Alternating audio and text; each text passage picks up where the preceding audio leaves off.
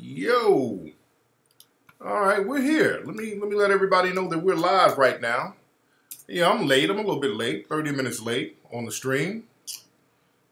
A player is a little bit late. Let me see what's popping. Let me see what's populating. Hold on one second. Y'all bear with me.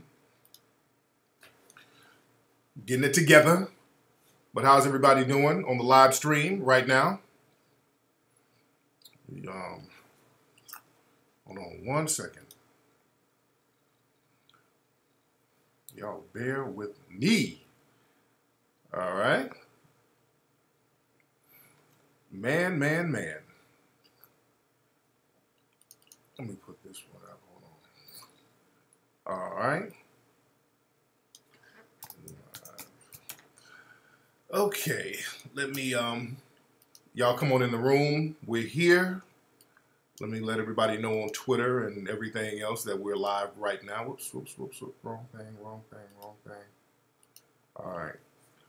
Let me let everybody know we're live right now. Glad to have everybody tuning in on this lovely Sunday evening. A lot of things we're going to touch on tonight. I'm sorry I'm late, but was working real hard, working and resting, trying to get things together.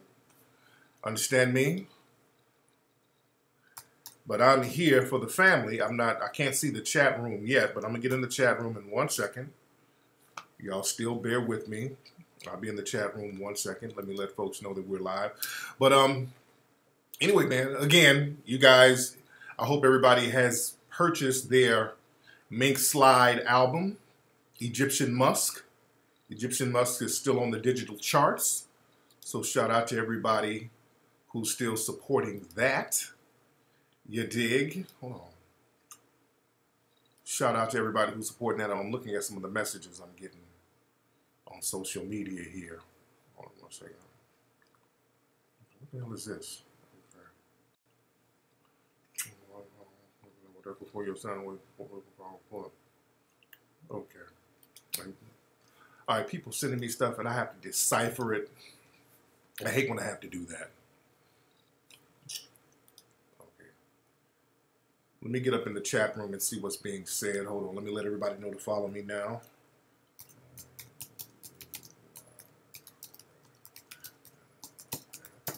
All right. But again, y'all need to go get the Mink Slide Egyptian Musk album at on iTunes and on Google Play. You get that right now. You dig? And let me get up in the, let me see who's in the room. It takes a minute. Everything runs a little slow, but let me see. Okay, people are coming on in here. We're in here. People are coming on through. Damn, my face look ashy than a motherfucker. All right. All right, so we're here. Like my shirt. That's what's up. What we're going to talk about? So many things we got to dabble on tonight. You've been jamming the Egyptian Musk album all day, Patricia Jenkins. Shout out to Patricia Jenkins. Let me see who gave some to the super chat right here. Let's shout them out. We got Dan Mack. He's been bumping that Egyptian Musk album. Angie Nicole. Shout out to Angie, looking sultry in her little picture. Looking like she be giving niggas birthday mouth. You dig? Looking real sultry. But there's a few things we're going to touch on. A lot of things we're going to touch on. First of all, Dak Prescott. Dak Prescott from the Dallas Cowboys. Now, look, I don't shout out to Montre Tillman. Now, I don't really follow sports like that. I don't know too much about the dude. I don't follow sports like that. Don't know too much about these players. I just don't. And there's a reason why. And I have a lot of friends who are athletes. Have a lot of friends who are basketball players, professional. Have a lot of friends who are professional football players. I just, and shout out to them. I just really don't follow it too much because it's in sports, and not all, but unfortunately, there's way too many goddamn coons. The coonery in sports is just rampant. My team and Hold on. it's almost like they make sure that you're a coon if you're an athlete. Now, there's some athletes who will, rise above that, but they're very far in between, like the Muhammad Ali's, the people like that who have stood out over the years. But in sports, one of the criteria in many cases, they put you on the coon train. And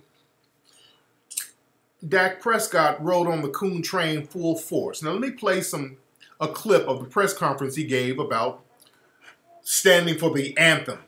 Because the owner of the Dallas Cowboys, Jerry Jones, he has gone full slave master. He said they're going to punish anybody who don't stand for the flag, and you can't even go to the locker room. Now, the league, from what I understand, says that the players can go in the locker room if they don't want to stand for the flag. Well, Jerry said, fuck all that.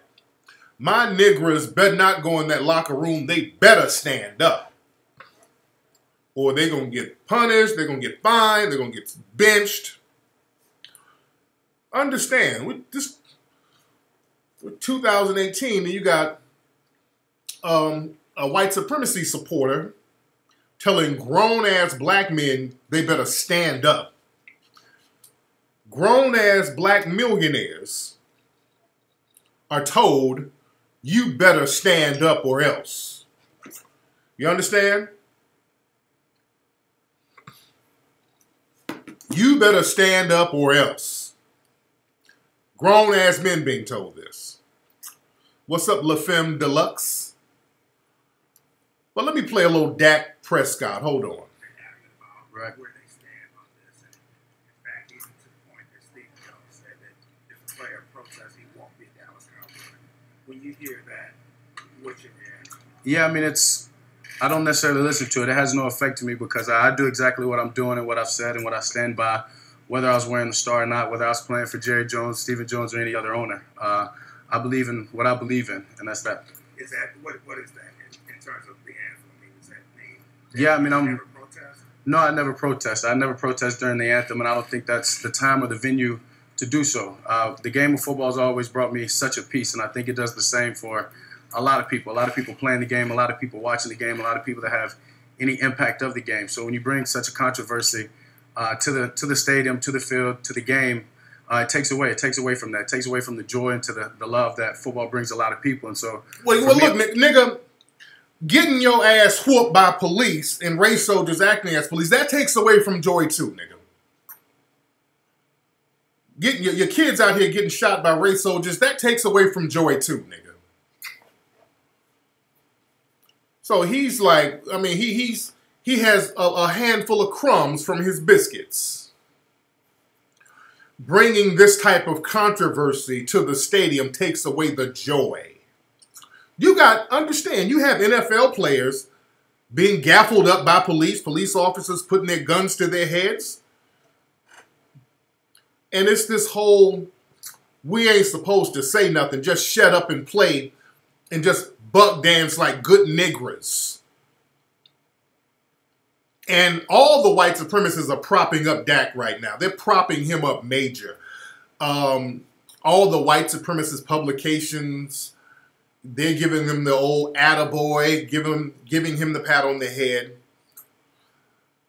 And this is a time where the players are supposed to be on a solidarity tip right now. They're supposed to be like, no, ain't no, all of them should sit down during the anthem. Every player, especially on Dallas Cowboys, every single player should kneel or stay their ass in the locker room. This is a moment where everybody's supposed to be on code.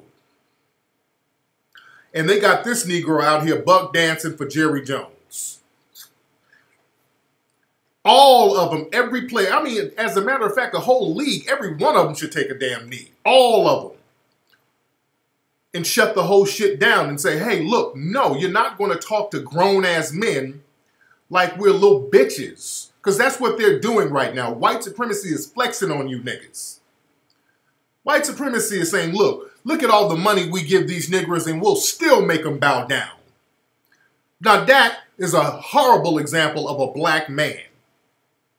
If you're a young black person watching that coon, do not be like him, because we're told that we should be like athletes. If you're a young black man watching me right now, don't ever be like that type of coon. There's no honor in that type of cooning. You think you're going to get rewarded for being a coon, but those rewards are temporary. You know who else was a coon and they got temporary rewards and they got praises and accolades, but they died broke? Jackie Robinson. Jackie Robinson was a coon. Yeah, he was the first to break the color barrier, but he was hand-selected. And I talked about Jackie Robinson before. There was a reason why they selected Jackie Robinson, because they knew that he was a coon. There were dozens of other baseball players who were on the Negro Leagues, as Jackie Robinson was, who was much better players than Jackie Robinson. Jackie Robinson did die broke. He didn't have no money when he died. Yes, he died broke.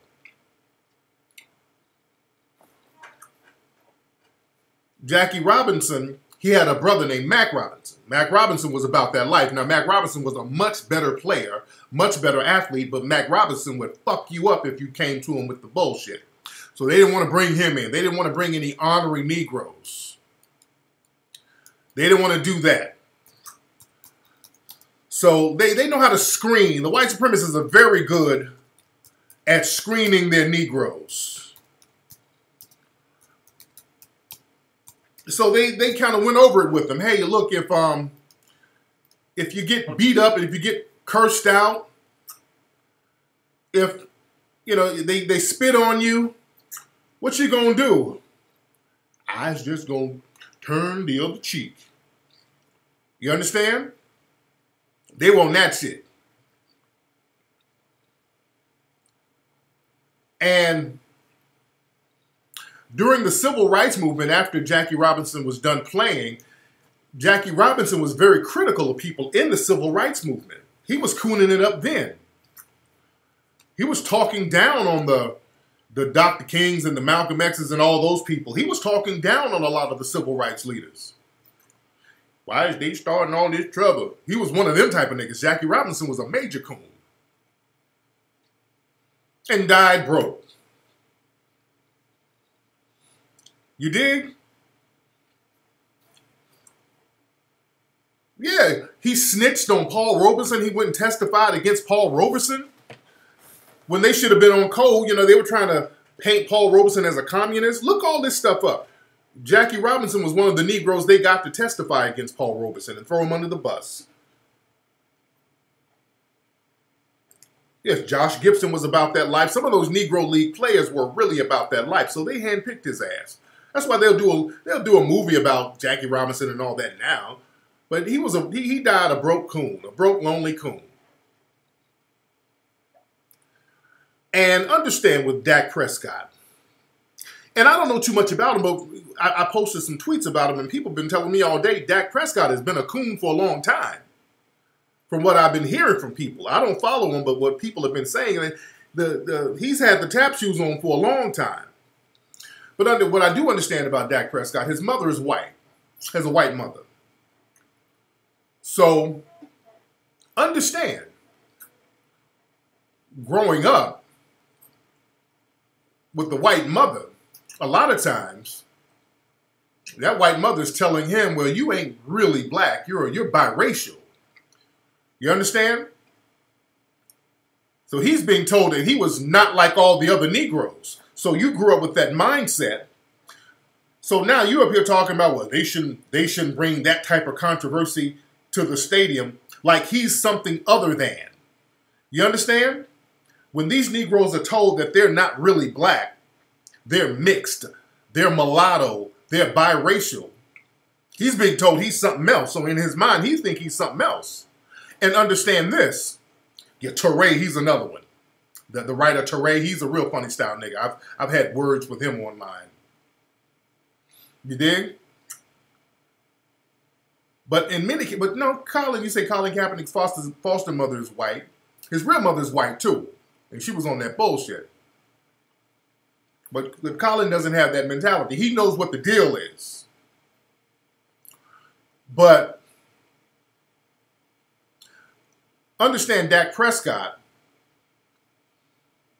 he had a white mother, meaning he also had a white grandfather. You understand? So Dak Prescott, growing up with that white mother, he identifies more with Jerry Jones, who is Pop Pop, than he identifies with those other Negro teammates. You understand what I'm saying? So this is why he has no problem. There's no shame in this nigga's game for sitting up here caping for white daddy. Because Jerry Jones is like his Pop Pop, his white granddad. You understand? So that's why there's no shame with that nigga. You got to understand the mindset that these cats have. So it's nothing for him to get up there and just be a coon. Like, fuck it, I ain't got no camaraderie with them. Paw Paw, Pop Pop, Gramps. That's Jerry Jones. That's my Gramps. I grew up with a Pop Pop who looked just like Jerry Jones. You understand? Just like Obama. That's real talk. Just like Obama. Obama had a Pop Pop. That's why Obama didn't do jack shit for black society. Obama had a Pop Pop too. You know how they call, in the dominant society, they call them Paw Paw, Gramps, Grandma, Meemaw. Oh, all those country ass fucking names. But yeah, these niggas grow up with a Pop Pop and they do anything that Pop Pop tell them. So they ain't doing nothing wrong because they don't identify with other Negroes until it's convenient. Now, when Pop Pop and all them niggas throw them off the team and marginalize their ass, all of a sudden they want to black it up a little bit. You say, I've been watching Crispy. I guarantee I haven't. I promise you I haven't. I don't watch that motherfucker. But, you know, they got certain people blacking it up when it's convenient. Somebody said Zeke Elliott is cooning too. What did Zeke? I don't even know what Zeke said. What did Zeke do? Didn't they put charges on Zeke Elliott for fucking with them white girls? Is he cooning? What did Zeke? I know that nigga ain't cooning, and they put charges on his ass.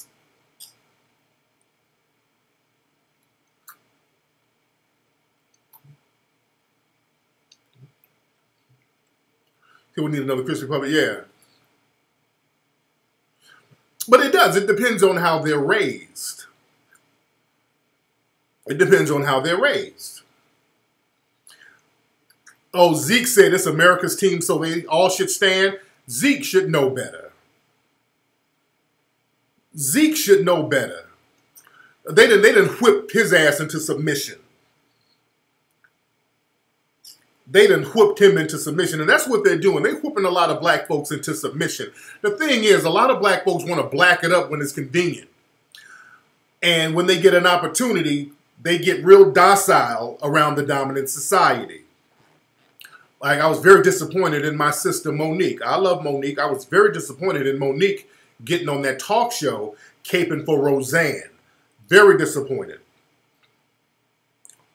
You know, they look like, you know, they starved her out of Hollywood and they're making her crawl back. Because look, I've worked with Monique before and I've seen behind the scenes, you know, she was checking people for doing little slick shit. So now, you know what they'll do? They'll deprive you of resources and kind of make you slither back and play the game, as Lee Daniels said. But Roseanne is nobody we should be caping for. At all. You dig? You can't go back and forth with it. You can't go back and forth. You can't say, okay, look, black folks, support me because Netflix, they're not giving me the deal I wanted. And then when people support, then all of a sudden it's like, well, Roseanne ain't that bad. No. Y'all, we can't play both sides of the fence here. We cannot play both sides of the fence. Monique should know better, definitely. And nobody really boycotted Netflix, by the way.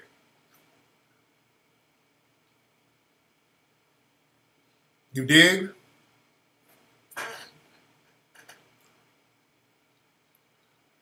But the thing is, you know, people have this, it's a blackness when it's convenient.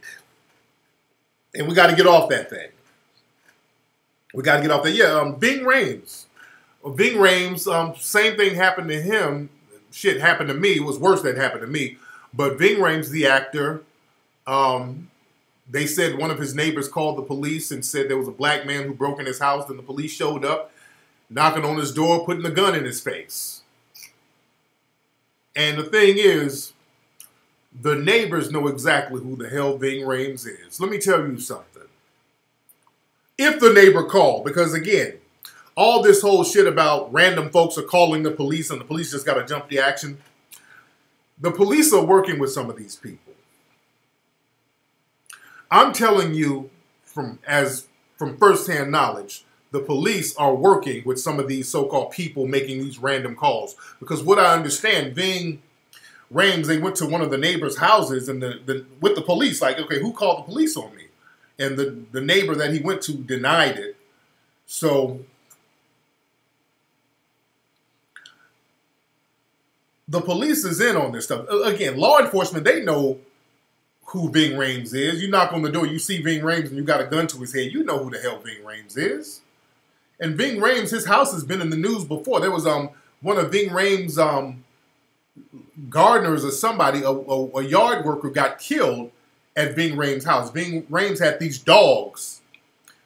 Was it the Mastiffs? I can't pronounce it.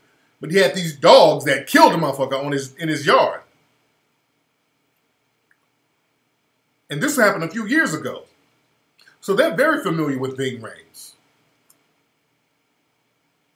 The police know exactly who Ving Rhames is. They know his house. Yeah, his dogs fucked somebody up. The Mastiffs, yeah. The Mastiffs obviously ain't no damn joke.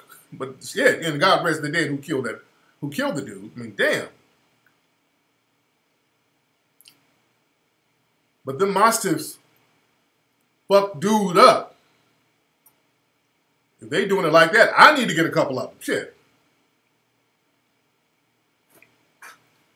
Oh, they shot the dogs. What's up, Tasha Morris? How are you, dear? The Bull Mastiffs? Yeah, they killed the caretaker at his house a few years ago. A lot of folks forgot that. I remember that.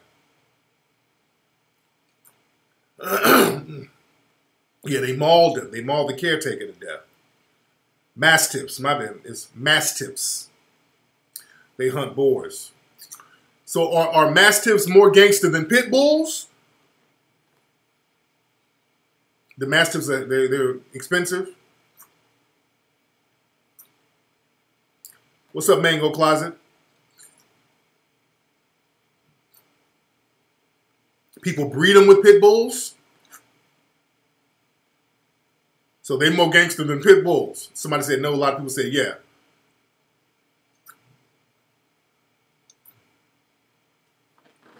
They're bigger, more expensive. Okay.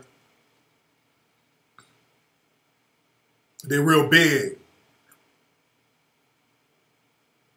Because I hear a lot of stories about the Mastiffs fucking people up. They're about 1,500.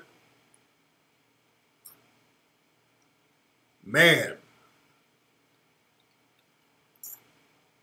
Because I know somebody, one of my old neighbors, they said they were going to get some Mastiffs to kill coyotes coming in the yard. They said the Mastiffs were fucking them coyotes up. They're like almost like great. They're that big? God damn.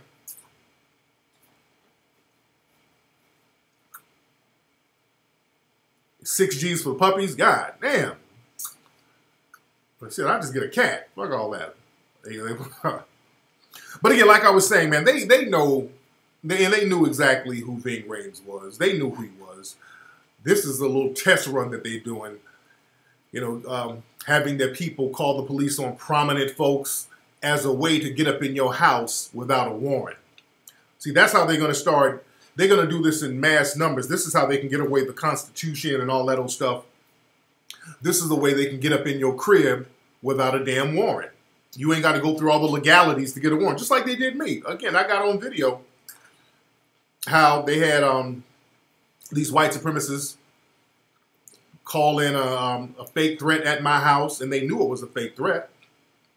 And they ran up in my house with no warrant, all this old shit, guns drawn. You dig? I saw the new Purge movie. I did see the new Purge movie. The Purge movie is very good. So we got to watch the swatting. And they're trying to make swatting, it's just a joke. It's bullshit. Yeah, I did sweep the crib. Yeah, so they're doing all types of little stuff. And if they can do it to prominent, well-known black folks, they'll do it to anybody. They could just run up in your house and say, hey, we just got a call that somebody was being held hostage here. It might be a practical joke, but we're going to come in your house anyway and shake your house down. What's up, Ola? They're making a Purge TV show?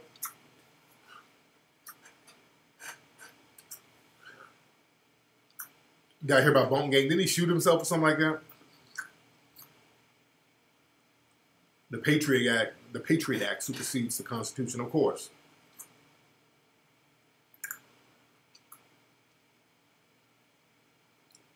The Patriot Act, they don't need warrants no more. Yeah, yeah. Abdul, why are you asking me about some old shit like that? I hate when niggas be asking some old ass shit that we ain't talked about in months. And niggas, you still got beef with that dude over? We talking about that motherfucker I ain't talked to in months. Or talked about in months.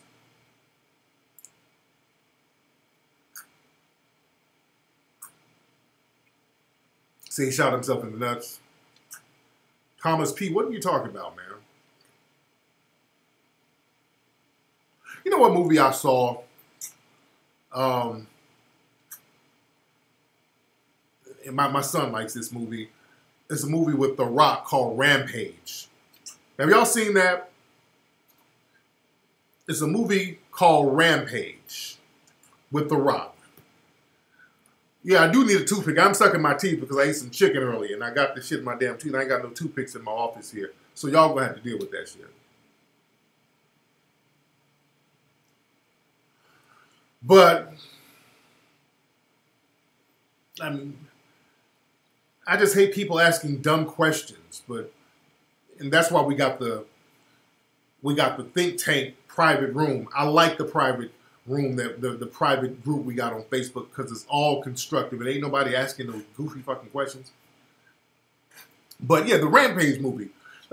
That's a very interesting movie. There's a lot of symbolisms in that movie. There's a lot of symbolism in the movie. No. My kid loves the movie because all of the effects and all that, but I like the symbolisms in the movie. The symbolisms were very interesting. It's about a giant white gorilla. All right? It's like a reverse King Kong. So this one is about a giant white gorilla, an albino gorilla, that in The Rock, he's like a primate expert or something. And in this movie, this is very interesting. The gorilla, big old gorilla, is a white gorilla. Even got a white name. The gorilla name is George. All right? The gorilla name is George. So, all right? So they get this gorilla in The Rock. They're taking care of the gorilla. And I'm just breezing through the movie. I don't watch too much of the storyline. I'm just looking at the visuals of it. There's a black co-star, a female co-star in the movie with The Rock, which is rare. They don't put The Rock in movies with black women. So that's interesting. So you got this black man, which is The Rock, and this black woman in the movie. But there's no sexual chemistry there. Again, they still have The Rock being asexual. But the man star is black and the woman is black. So they're running around trying to help this gorilla and all this. That's very interesting. That's very interesting. Shout out to Demario Wilson. And she's a very good actress. But understand this. Yeah, I catch all that stuff. That's very rare. And also, what they're trying to do is almost like we're showing a white person trying to survive in a black world. George, the white albino gorilla, he's in danger, and how is he going to survive in a black world? You understand? Because unlike King Kong in the King Kong movie, and you know, that was a metaphor for black men. King Kong, he was the big dominant, you know, gorilla, but white people controlled him. And they show what would happen in society if a black man takes off his shackles. If a black man gets the shackles off, he'll destroy our society. So you gotta destroy him. So he gets on the Empire State Building, and you know the big scene where King Kong is on top of a phallic symbol, and he's being shot down by the white supremacists, and they're using the white woman to lure him. You understand? So this one is the opposite. It's like, okay, you got this black guy here. You got the black woman here. You understand? And you don't let them dominate you, because the white gorilla was still dominant. And as a matter of fact, in King Kong, even though the ape was big and dominant, he was still subservient to the white supremacists because he was ultimately killed by them. He wasn't their equal. In this movie, with The Rock and George the gorilla, they were buddies. They were on equal footing. They were like friends. And another thing that was very interesting in this movie, they were making The Rock, he was blacking it up a little bit in this movie. In this movie, this is the blackest I've seen The Rock act. If you look at this movie, The Rock is just cursing nonstop. So he's really, you son of a bitch. I mean, he's so black in this fucking movie.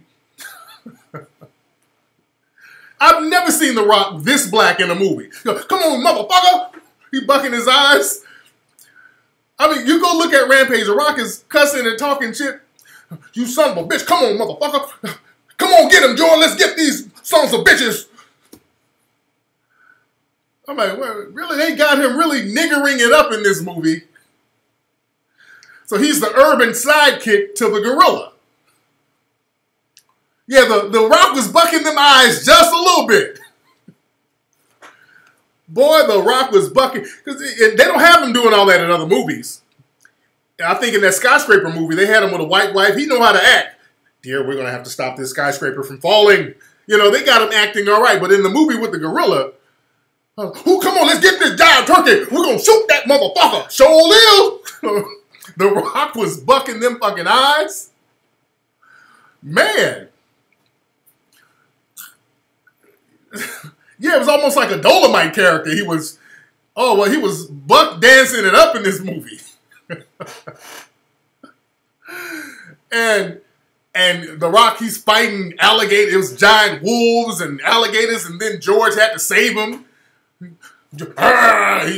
George is saving him, and they didn't kill George the white gorilla. They didn't kill him. They just they dapped up. They buddies, and it was like a buddy flick. Your Rampage is a video game. I understand that. But it's real interesting that in all the King Kong movies, the black gorilla gets shot the fuck down. But the white gorilla, well, he's the buddy. Yeah, he's the best friend. Y'all equal in the movie. And then the black person is just buck dancing it up. That's very interesting. So y'all go watch that movie. Y'all, it's very interesting. Oh, his name in the movie was Davis Okoye. That's interesting.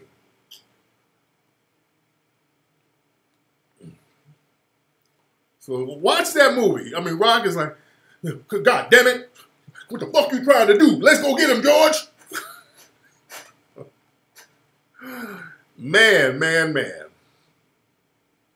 I saw the movie Sorry to Bother You. Very interesting. Do I think The Rock is going to run for office? No, probably not. He makes too much money, man. He makes too much money. Rock is the highest paid actor in the world, I think, right now. The Rock is shit. I think he's the highest paid actor. Yeah, Rock is black, man. They have him playing, you know, different races. You don't know what the hell he is.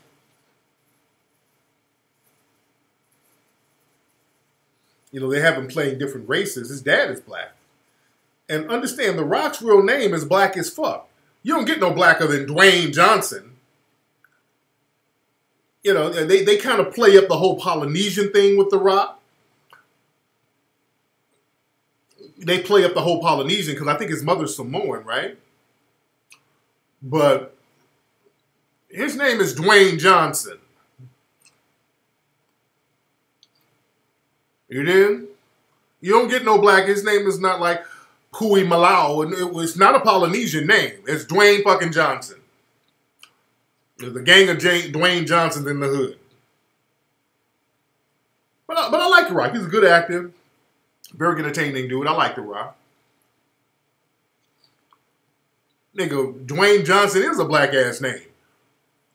Who else do you know named Dwayne Johnson who ain't black than a motherfucker? What you mean? Show me somebody who ain't black as hell named Dwayne damn Johnson. Show me one other person named Dwayne Johnson that ain't black as hell.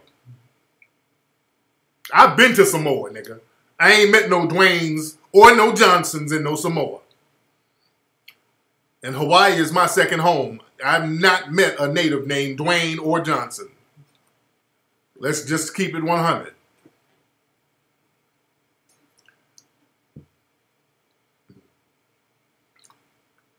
That's a black ass name. Dwayne Johnson, his middle name is Frequan, nigga. Dwayne Frequan Johnson, goddammit. That's a black ass name. Come to Little Rock, man. You know what? There was a shooting down there in New Orleans last night. There was a shooting. What are my New Orleans people? What's going on with that shooting down in New Orleans? There were like 10 people shot.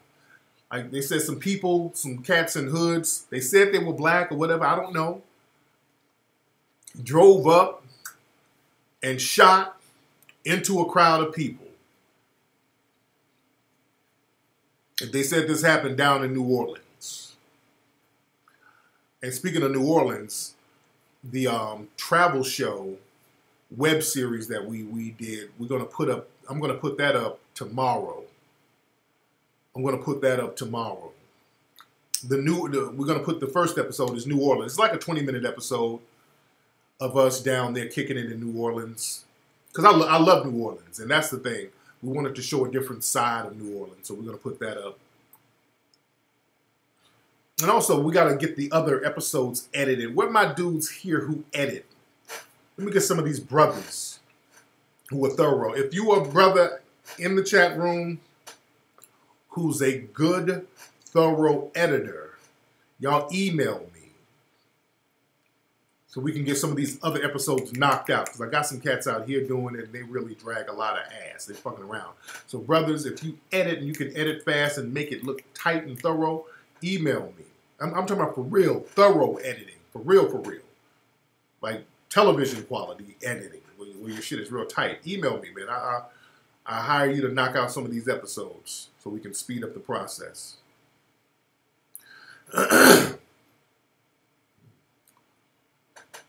Can I address the attack by TYT on R. Kelly? Who is TYT?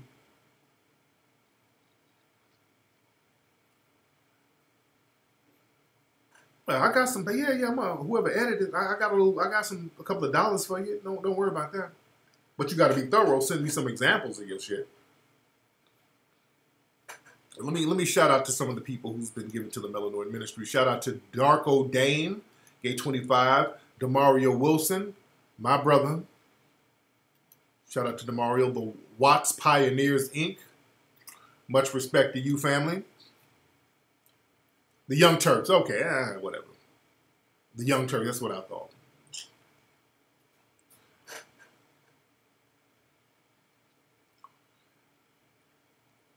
Yeah, I don't know what they said about R. Kelly. Minoko Rashidi talks about all the blacks in the Pacific Islands. Yeah. It's a lot over there in the Pacific Island, especially in the Solomon Islands, like around Fiji and Melanesia. I mean, you got jet black people over there, dude. Like when I went to Samoa, even over there, y'all look at my Instagram from a couple of years ago, you had these brothers and sisters over there with these big ass afros. I mean, we're all over the place. We're all over the place. What's interesting, I saw something on the Nat Geo channel last week where they were over in the Solomon Islands with these real black people in the Pacific Ocean. And they were talking about how they live with those saltwater alligators, crocodiles. There's saltwater crocodiles in the Pacific. And the people talk about how, one guy was talking about how he used magic powder to calm the crocodiles down so they wouldn't attack him, showing the relationship that melanated people have with nature. Basically just a form of voodoo. You know, we've always had that relationship with nature. Whereas a couple of days ago, there was a cruise ship that went down to Antarctica and a goddamn polar bear attacked somebody. They had somebody who's like a polar bear tour guide, and the polar bear jumped his ass. And they had to shoot the damn polar bear down in Antarctica. This happened a couple of days ago. I keep telling y'all how nature, the animals are turning on the suspected white supremacists big time. I've been seeing so many animal attacks on these suspected white supremacists. I mean, it's all types of rare animal attacks. How the fuck you get attacked by a polar bear? Who can live to tell that? Yeah, they do cruises down there to Antarctica because that's one thing. I have never been to Antarctica, and I plan on going to Antarctica. I want to go down there because that's the only continent that I have not been to. I've been to every other continent but Antarctica. There was a polar bear attack at a zoo too. Man, yeah, that lion, I posted where that lion drugged that dude. Down in Florida, they tried to catch an alligator, and the alligator was smacking up the police. The alligator smacked the shit out of one cop and then knocked the other one out.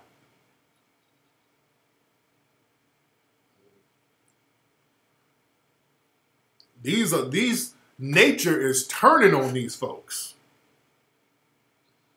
Your polar bears don't have no ice to live on them. Well, yeah.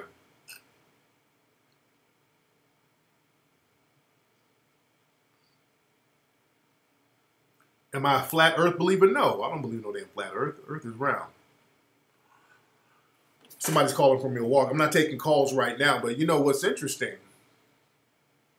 Shout out, what's up, Arden Plumbing? Much respect to you. Yes, down to Antarctica. Antarctica is down there. It's on the bottom of the planet. The North Pole is that way.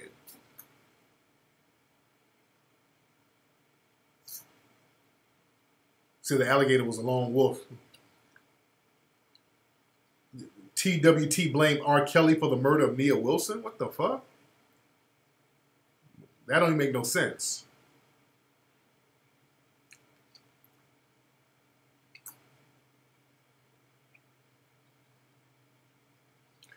But speaking of Milwaukee, yeah, there's a brother out there, and I talked about this the other day. A brother shot a cop out there in Milwaukee last week. And boy, they were pissed off. And the brother, you know, he was a mentally ill lone wolf. And there was another brother down in Florida, a Haitian cat, who shot a white cop. He was mentally ill too. You dig? But when these brothers started shooting back, a lot of the white supremacists, they act like it's a war crime. Very interesting dynamic. Also, in Ulysses, Pennsylvania, there was some white supremacists who got arrested by the feds. Black dude shot 3 cops in Kansas City. When was this? When did this happen, black boys? Allegedly shot him. Yeah, shout out to Willie D. They took my man Willie D's channel down.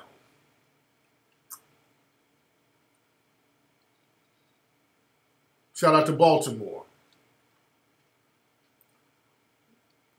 But when did the brothers shoot the police down in Kansas City?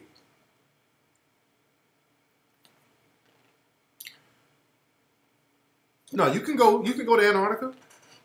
Yeah, they got cruise ships down there. And plus, Antarctica is really, technically, it's not governed by anything.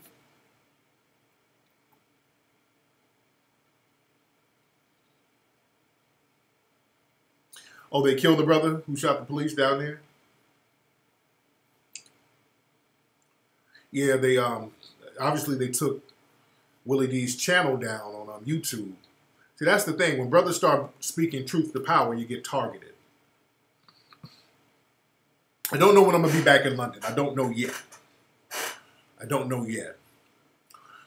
But let me go back to New Orleans. Like, again, in New Orleans, if these dudes, if there's some black dudes who shot into a crowd of black folks, y'all niggas need to kill your fucking self. Now, I got another theory because, again, I put out some shit. And it could have been just some dusty niggas, or understand, it could have been these white supremacists wearing these masks. Because I talked about how these white supremacists are getting these black-looking masks and putting them on and committing crimes. So you don't put anything past them. Don't put nothing past them putting on masks that look like black folks in some hoodies and going around committing crimes, because they've done it before. They went around and white supremacists put on black masks and robbed banks. There's a couple of cases like that. You dig?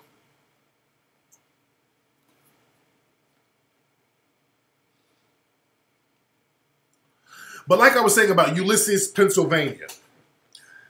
Ulysses, Pennsylvania is a small town full of white supremacists. It's a small town that is full of damn white supremacists. Yeah, Ulysses, Pennsylvania. They even have like a little museum/store with white supremacist memorabilia that you can go buy, that the white supremacists, they own this shop. They got Nazi shit. I mean, they got a little store there. And in this little town, you know, they ran a lot of the black folks up out of there. And which kills me, because out there in PA and Philly and Pittsburgh, see, the thing is, black folks, y'all dumping on each other. You go roll up on other black folks, roll up to their homes with the rah-rah shit, and you got a whole little white supremacist communities out here that cats won't roll up on. But these people, some of the white supremacists in this town, they got arrested by the feds because they were plotting a terror attack. They were plotting an attack. And this is how deep these white supremacists are. Understand, white supremacy is a religion. White supremacy is a religion. Ulysses is 2 hours from Philly. Wow, that ain't far at all. That's KKK territory. Man, y'all got that right outside your door. Cats should not be banging on each other. But they found out that these white supremacists were going to carry out some terror attacks. They were going to go to some anti-racism events. And there was one white supremacist who was terminally ill. And he was going to do a suicide mission. He was going to put some explosives in his oxygen tank and blow himself up along with a crowd of people. Black folks, this is how dedicated these white supremacists are to their religion. These white supremacists are ready to go on jihad. They're going on jihads. They're going on suicide missions. They don't give a fuck about going to jail. They don't give a shit about dying. Dude was going to blow himself up. He was terminally ill. He was going to blow himself up. And let me say this. We need that kind of dedication. We need sickly niggas to do the same thing to the white supremacists. We need sickly niggas to do the same thing. They ain't afraid of dying, and we should have the same mentality. You dig? They're gonna go out like soldiers. You dig? See, we got this whole thing where we're comfortable being subjugated. We've learned how to live in captivity. No. Where you AIDS and Ebola having niggas? Y'all need to be about that life right now. We need you. You think the Haitians did have that mentality? Absolutely, and still do. That's why they get close, but not too close to them. They know the Haitians can flip on them.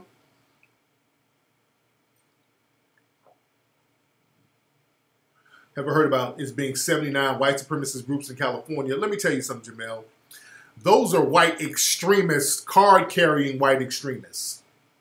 There are millions of white supremacists out here. Don't let nobody fool you, and let's stop the bullshit. Let's stop letting them control the narrative, telling you that there's a certain small number of white supremacist groups. Bullshit. They're just talking about card-carrying white extremists who actually form white nationalist organizations. That's not counting the people who sympathize with them. Let's get off that thing where there's a quantifiable number of white supremacist groups that you can kind of disassociate from the dominant society. Because when you go to court, a lot of times you sitting in front of 12 white supremacists who are not a part of any group. And this is why many of them will sit up and say, nigga, you guilty. You were jaywalking, you guilty of murder. Don't let nobody fool you with that, making you feel like there's only 20 white supremacists over there, the skinheads. That's what white supremacy is. And I did my broadcast about this the other day, talking about how white supremacists will oftentimes beef with white extremists. Just because somebody's in the dominant society talking down on a Richard Spencer or Jared Taylor or Baked Alaska, they're talking about some of these white extremists, don't mean that they don't share the same views. That doesn't mean they don't share the same views. Like Anne Hathaway, the lady I was talking about the other day on my broadcast, the actress who was talking about Nia Wilson getting killed by that white supremacist extremist. And she started talking about, well, we white people are going to have to check our white privilege and all this white supremacy. And black folks are just all, oh, mammy, I love you. Thank you so much. Black people treat her like a white savior because she spoke out against some white extremists. I want you to understand, notice when people speak out against white extremists, I want y'all to really catch this. And we saw this a lot with the Charlottesville people. Whenever somebody speaks against the white extremist, you notice they never talk about punishing these people. When they talk about black people doing any kind of crime, they talk about what they can do to punish niggas. We need strict laws. We need 3 strikes. All this black crime, these Negroes committing crime. We need law and order. They're talking about law, crime, jail, punishment. We need the death penalty. When it comes to black folks doing something, we need laws, death. They're very specific. When these people in the dominant society talk about white supremacists, it's always this vague talk. It's always like, man, these people are just ignorant. These people need to learn tolerance. What? What are you talking about? It's always what they need to learn. They need to learn acceptance. We need to check our white privilege, and we need to learn and love and know how to get along with people. It's always this old vague-ass, soft-baked bullshit that don't mean nothing. You understand? Just like in Charlottesville. in Charlottesville, when those white supremacists were coming out there killing people, the officials there were saying shit like, yeah, all of these white supremacist groups, they're not welcome here. What does that mean? Yeah, if those white supremacist groups come out here with all of that bad stuff, you know, just stop it. You need to just stop it and just go home. What? Listen, look at the language. A lot of y'all don't catch that. It's never, we're going to throw them in jail and lock them up. With us, if a black person commit a crime, we're going to do a gang sweep. We're going to use the RICO laws. We're going to get the death penalty. We're going to have the blue law matter bullshit. It's the black identity extremists, the law. They're telling you the laws they're going to use. With them, the white supremacists, when they commit a crime, well, we're going to have to take them to the African American Museum of History to teach them tolerance. It's always some old slap on the wrist ass talk. They're just going to have to turn their cars around and go that way. What? It's always some old lightweight bullshit they got within. So I'm not impressed by none of these people when they talk about white supremacists and you ain't talking about death penalty and punishing them. I don't want to hear nothing you got to say. I don't want to hear about them. They're just ignorant and they just need to learn tolerance. They need to learn. It's always they need to learn something. It's never punish. They need to learn. They need to understand the struggle that Rosa Parks and shut the fuck up. That's the con game that they run on niggas. And when those people in the dominant society start talking that, y'all be, oh Lord, oh man, you really understand, white mama, you understand our struggle. And they winking at each other like, oh, we got over on them niggas. They done ran a game on you. They just ran game on you with all that.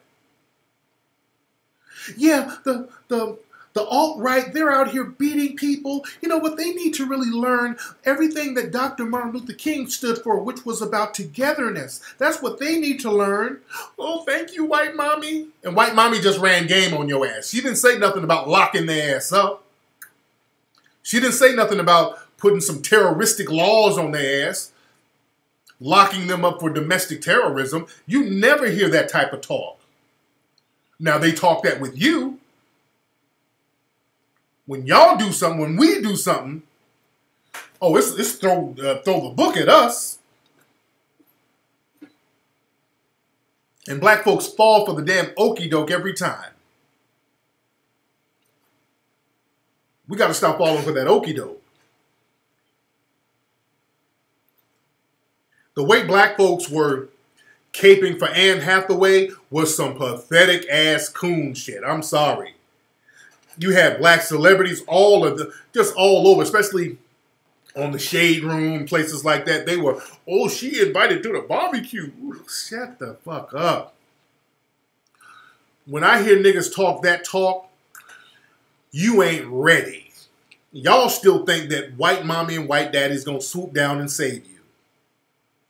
Black people are gonna have to learn, ain't no white mommy and white daddy coming to save you. Ain't no white savior. There ain't no white savior. That white savior thing is gone. It's done. It's kaput. They're done with you. Now, they'll pacify you enough so you don't rise the hell up. But black people, you need to have a military mindset right now. You got to have a military mindset.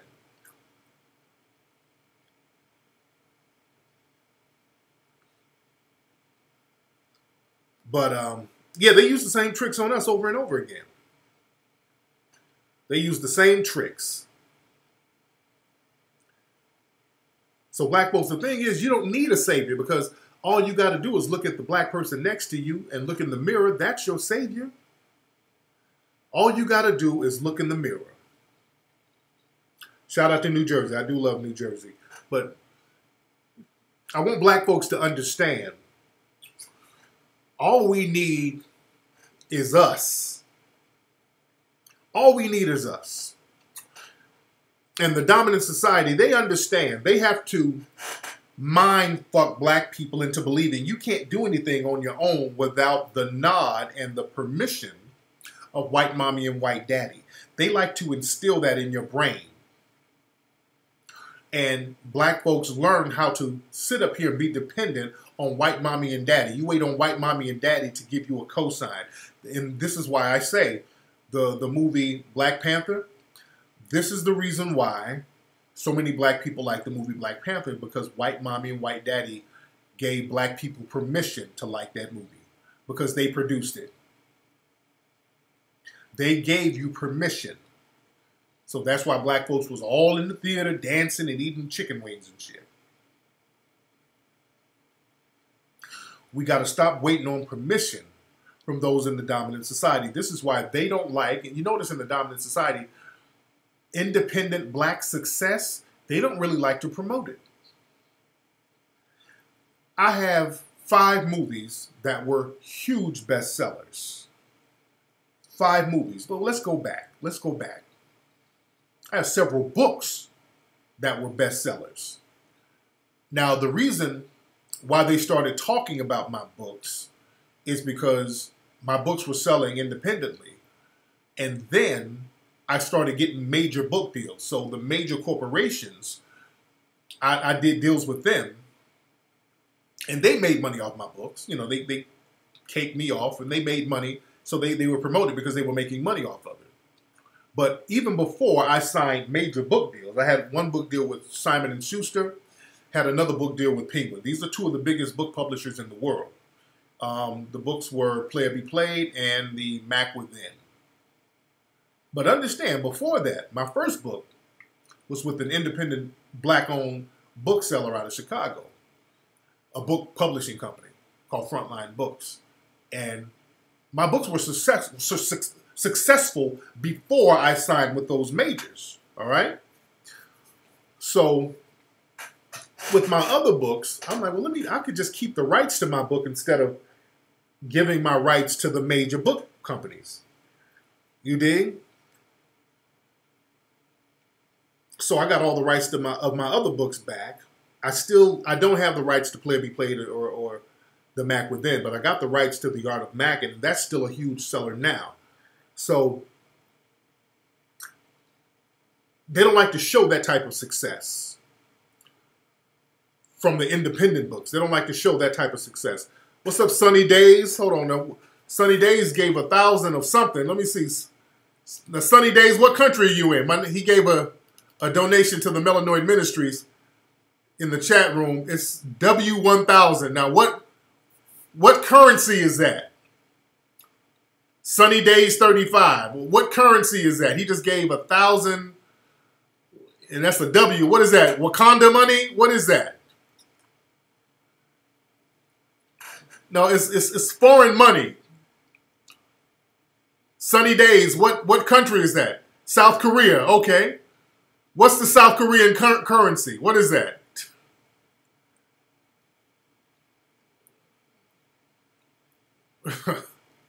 Shout out to my man, gave $1,000 in South Korean money. What, $1,000 in wonton soup? What is it? Say, was my eyes about to start bucking? No, I wasn't about, no, I just want, it's won. So how much is won in, was that $20 American money? Okay. Was I about to buck dance a little bit? I'm like, if y'all doing it out there, I'm going to have to go to Korea. I had to put on my tap shoes and take Dak Prescott with me. So like, what's that like? How much is that in U.S. money? 1,000 won is how much to U.S. dollars? It's like $1. Ain't that a bitch? Really? 1,000 won is less than $1? God damn it. I was about to go out there to Korea. Do you love me? Do you love me? I was about to go out there and coon it up a little bit if y'all passing the paper out like that.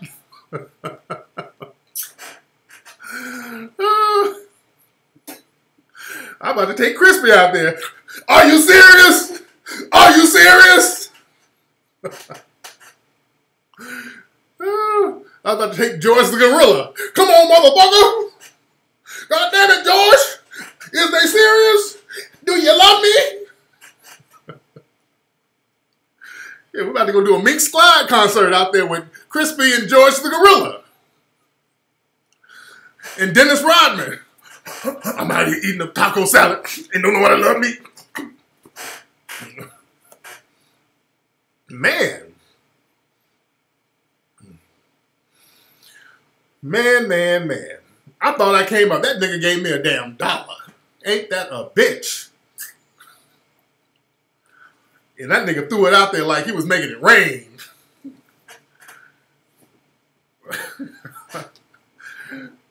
I got $1, everybody. Damn. I thought we just came up. Boy, I was about to go buy me some boots, some Ugg boots. That nigga gave me a damn 91-cent donation in Korean money. But shout out to you, brother. Shout out to my brother who gave 1,000 won. What you doing out there in South Korea, brother? What you, Dennis Rodman's Uber driver out there? What you doing out there, brother?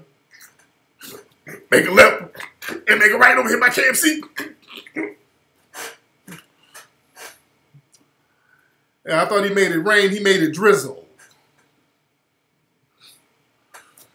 Man. Shout out to Noxious. Noxious the movie. My man advertised on the show. What's up, Venmark? Noxious the movie. Y'all check out Noxious. Noxious. Yeah, he's a military or an English teacher. Man. Damn, nigga. I can't even convert that. When they give it to me, it's going to cost more money to convert that little 1,000 won. Damn. Every dollar counts. Shit. Man, you gave what you can. I ain't mad at you, brother. My nigga, he's over there in South Korea doing it, making it do what it do. He gave what he could.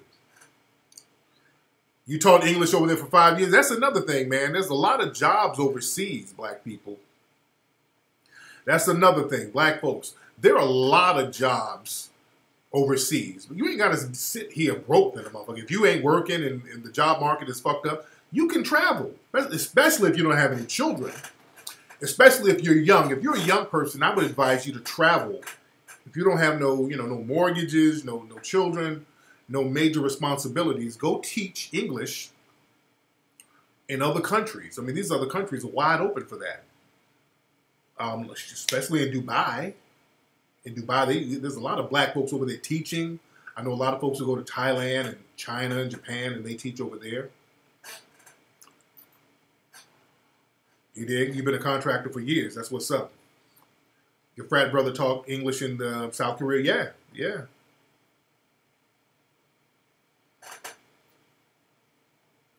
Especially in Bahrain. Yeah. Your whole family is in Malaysia? Yeah, I love it in Malaysia. Expat, are you over there teaching? Me and Mama Peanut, we had a ball. That's before we had the babies. When me and Mama Peanut, when we didn't have all the children, we would travel all over the place. Because we got the babies now, it's a little more difficult being on a plane with these badass kids for 20 hours. Shit.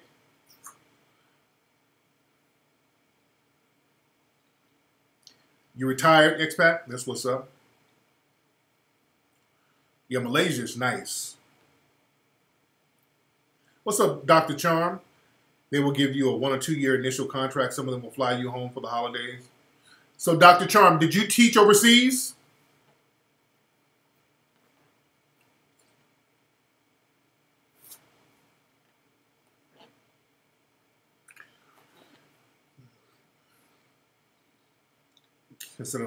Yeah, but y'all definitely need to go check that out. Y'all definitely. But like I was saying, I was talking earlier about us doing things independently. That's something that the dominant society, they've never liked to promote that. They don't like to promote us doing things independent of them. A lot of times when we have success at something, just like the Hidden Colors series. The Hidden Colors series, huge successful documentary series. Every single episode is successful.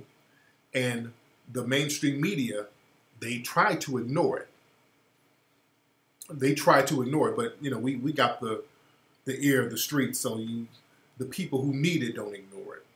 But they don't even like to acknowledge it, which we don't need them to. You dig? Maui is great. I love Maui, but you don't need to teach English out there. Everybody speaks English.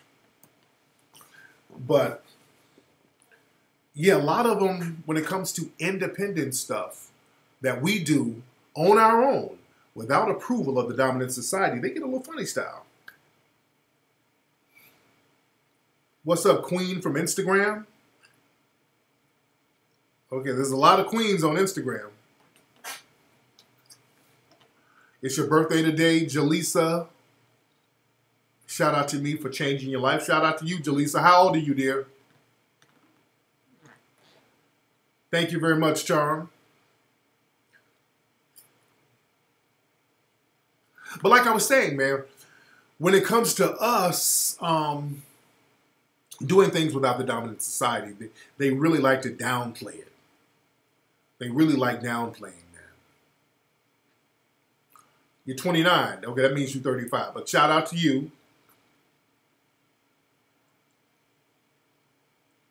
How much to get to think? For right now, it's only a select group of people getting in it. So I'm handpicking them. After I get the initial 300, then other people, if you want to get in, people who are newer, then they're going to have to pay. We're going to have a payment system for them to have to pay to get on in there. But right now, I'm handpicking very specific people.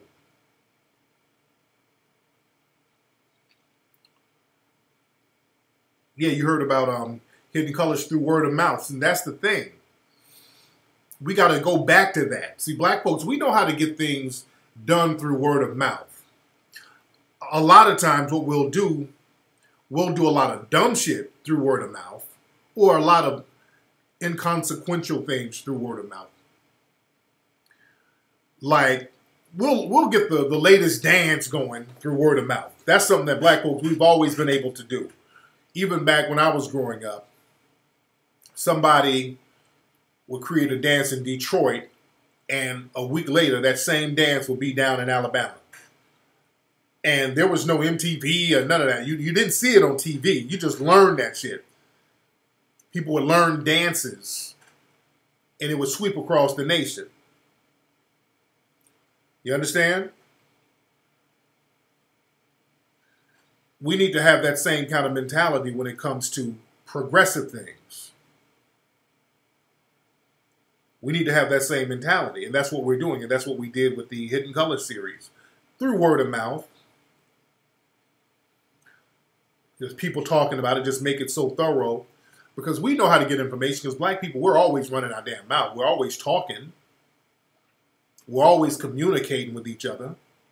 So we have to know how to communicate positive information and act on that positive information without waiting on a cosign from the dominant society.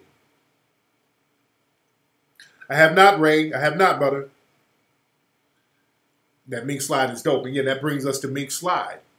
Mink Slide is still on the top of the digital charts. And people are shocked. I've been getting... Shout out to K-Poo Radio up in the Bay. They did an interview with me last night. Shout out to the brother who interviewed me. They played a couple of songs off the Mink Slide album. There's a couple of magazines we're doing interviews for next week. The Mink Slide album, again, that's something that's 100% independent, and it's going neck and neck with records released by major labels. As a matter of fact, check out tomorrow's Billboard charts. I think the album is going to chart on Billboard tomorrow, because Billboard called me. The people from Billboard called me, and we were chopping it up, and they were getting information about the album. They were like, Who's distributing this? Because they were shocked at how the album was selling. So the Billboard called me last week, and they were getting information about the album and the USB number. All the archive numbers. But tomorrow, the new Billboard chart come out tomorrow. I think that it's going to chart on Billboard tomorrow. That's how thorough this thing is. You dig? And this is a 100% independent album that's going neck and neck with major shit. That just shows we can get things done on our own.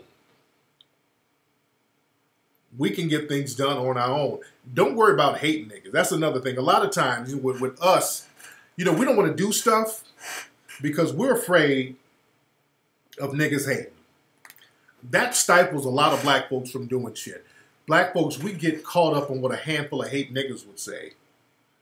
And you better start worrying about them. You better start doing shit and getting it knocked out. And also getting it ready to be put out before you get other folks' opinions on it. That's another thing. Black people, what happens when we want to do something, we have a bad habit of telling everybody what we want to do. And when you do that, you get niggas trying to talk you down. And then they'll talk you down so much, they'll discourage you from doing it. I want black folks to stop telling people what the fuck you want to do. And you go out there and do it. Because what happens, you start telling people your ideas. And what you want is them to give you encouragement. That's the last thing you want.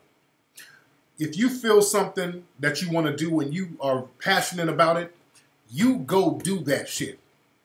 I got a saying, if you're going to fail, goddamn it, you better fail big. If you fail big. I want y'all to take that with you for the rest of your life. If you're going to do something and fail, you might as well fail big. Because if you win, you're going to win big.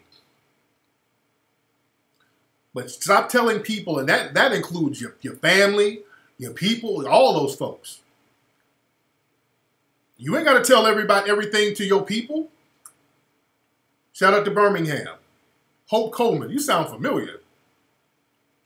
Hope Coleman sounds like somebody I went to school with down there. But yeah, that shit that I get started, I don't even tell Mama Peanut. Because what happens, a lot of times folks start talking, instead of the pros and cons, they just start talking about the cons. Well, if you do that, we ain't got time for that. If you do that, you got to go do this. And when we going to do, they start putting bullshit seeds in your brain. And then that just kind of dissipates the energy. Your family is the worst. Nigga, your family is the worst. Sometimes your family they're the last people you need to tell something to. You got to understand, and I want black people to understand this, man. You respect your mother, you respect your father, you respect your family, whatever. But you're not obligated to let them hold you back. I want y'all to understand that sometimes you have parents who are going through some shit and they're not a part of your current journey. You got your own journey. And sometimes your parents will be the main ones stifling your journey, and they are the last people you need to have a part of your journey. Look at Black China and her mama. Look at Black China and her mama. Her mama is the worst. That Tokyo Tony, that woman is toxic. That woman just does whole video shitting on her own daughter. That Tokyo Tony, that's a broken, negative ass woman. And to see the way China moves, I feel her pain. She had very little to work with growing up if that's your fucking mama. That chick is the worst. I saw a video of Black China's mama talking about, yeah, China, I'm your mama, even though you were a mistake, you were a statutory rape baby. That's your mama saying some bullshit like that. That's a broken ass person. And you can see that mama is broken because she's old as hell. She's doing twerk videos. This is a person, the mama was probably sexually abused as a child. She was acting like an old hood rat and she never healed from that. When you are broken and something happens to you as a child, you never heal from that. You start doing the same thing to your offspring that was done to you. You start poisoning them. You dig? Just like that girl Tommy from Love and Hip Hop. You see a lot of these girls acting ratchet, and then you look at their mama and you be like, oh, okay. Oh, okay. I see. A lot of these mamas and daddies ain't shit and weren't shit while you were growing up. That's just the long and short of it. A lot of these mamas and daddies weren't shit. You dig? And you're not obligated to sit up and be abused by them. These broken ass people trying to raise you, you're not obligated to be abused by them. You go, yeah. Is Tokyo gonna be on Ayanla?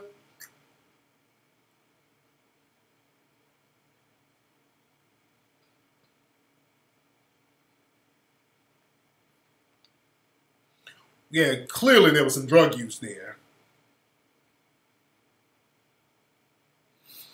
Look at Keisha Cole and her mama. These old toxic, druggy parents that's just trying their best to drag you down with them. Because what happens, let me get deep. Let me talk some real shit.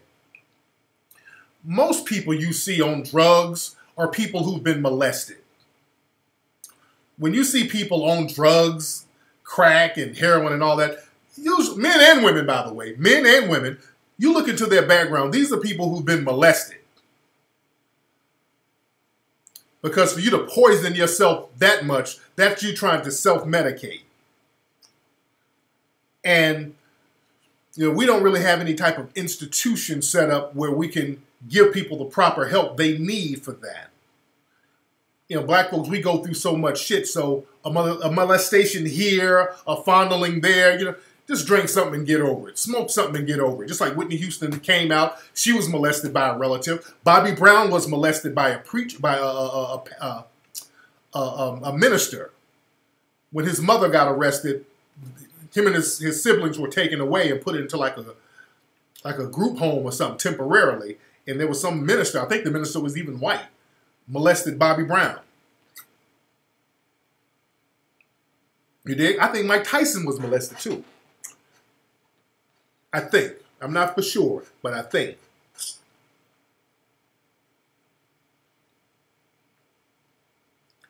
You dig? But you got these toxic people, some shit happened to them and it fucks them up for life.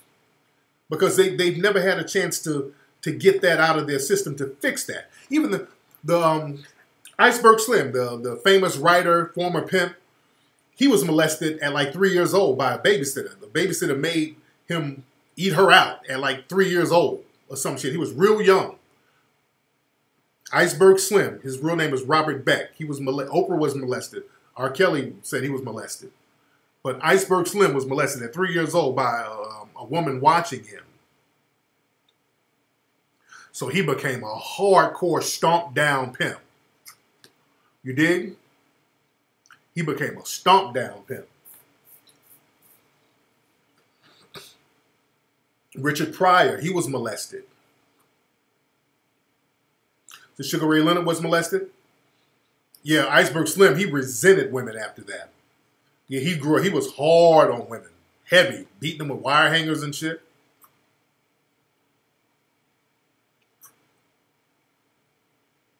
And the DeBarge family, my God, that whole family had that sick-ass white French dad molesting the whole family. All of them on drugs.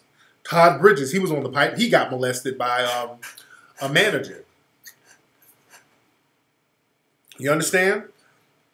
And in black society, what we need to have, and unfortunately, a lot of children are afraid to say something, which is horrible.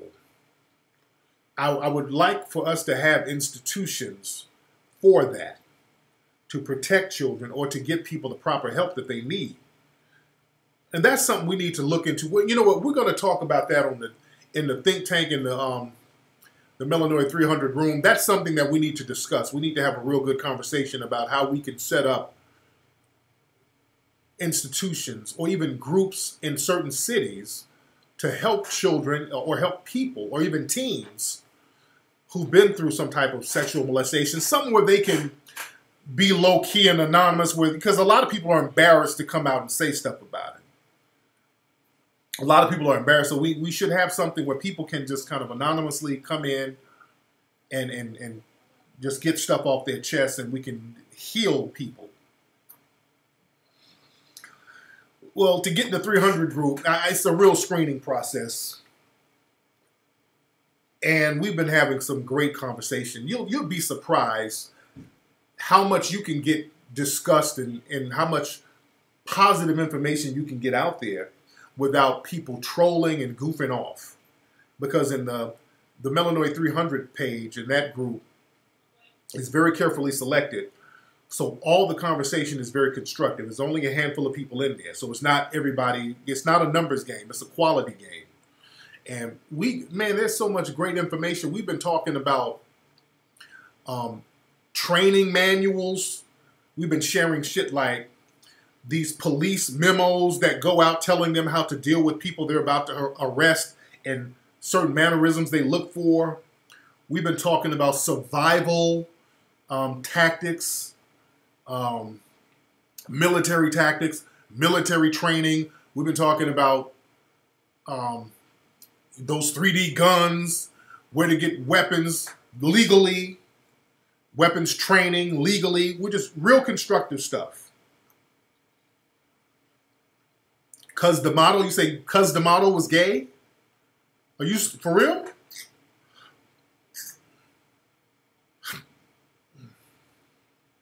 Okay, Black China's dad has 10 kids. Wow.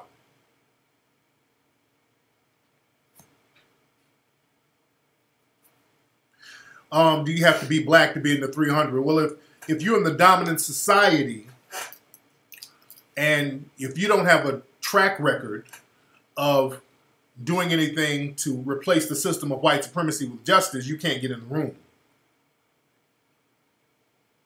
Because all the people that's in the room, we screen them and we make sure that they have a history of trying to replace white supremacy with justice. So if you don't have a history of that, then you cannot get in the room.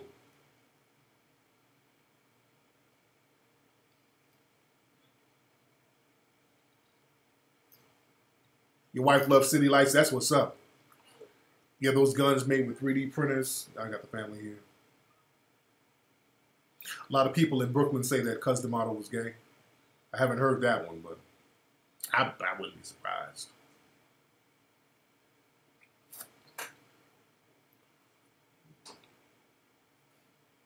You say Mimi from Love and Hip Hop said her mom gave her up for Scientology when she was young. Wow. You can make legal ghost AR. Yeah, they got all types of shit, man. Where you can get certain parts of guns and put them together and all this stuff.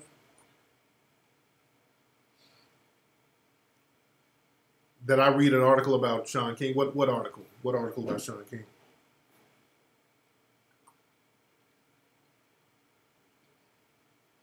Say, how can we replace white supremacy with justice while we're under the control of white currency? Well, the thing is, what's white currency? Let's define that. Let's look into that. What's white currency?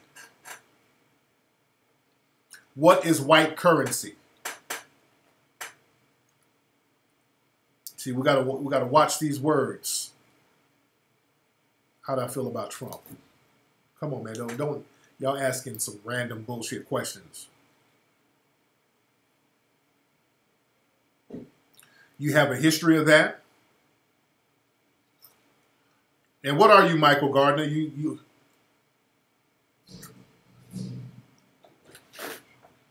What's up, TJ? What's up, buddy? My kids came back from swimming. What's up, buddy? What's up, buddy? Come here. Come here, T. What's up, man? You just went swimming? You went swimming, baby. All right, go in the house with mommy. Oh, my boy, TJ is big. Well, TJ's only 5 years old. He looks like he's about 7 or 8. He's a big boy. TJ is a big boy. Man. But what was I saying? What was I saying? Oh, so white currency. What is white currency?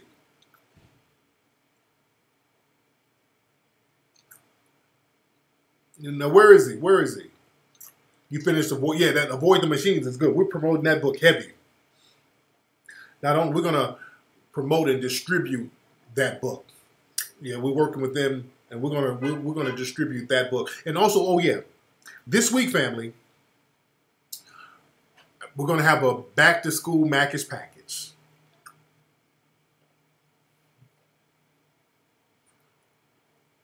We got a back to school Mackish package. Let me get on that in a minute. But I want to talk about what the white currency is. And where's my man who said that? I have so many people in here. I asked what white currency is, and the person never answered me. Like, where's the guy who asked me that? Where is he? Okay, where is he? Where is he? How are we gonna? Okay, where is he?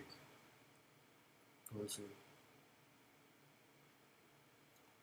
Okay, where is he? Where is he? I'm trying to find the guy who asked me that because there's so many people in here talking.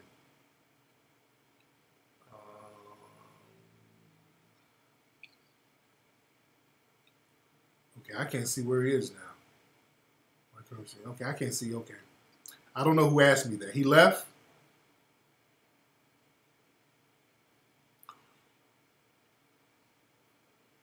Okay, I don't know where he is. Okay, but yeah, you can't really. You're just saying fiat currency. Okay, is that white currency? Well, don't get fiat currency. White currency assures we're always subjugated. Okay, then buy gold. Buy precious metals. Is precious metal, is that white currency? Okay. If white money and white currency is the US dollar or fiat money, go buy gold. What's stopping you from buying gold, platinum, precious metals, silver? You can get gold bullion, gold coins. Gold does not decrease in value at all. No, it doesn't. Exactly. It don't decrease in value. It don't decrease in value. When am I coming down to Tennessee? I don't know when I'm coming down to Tennessee yet.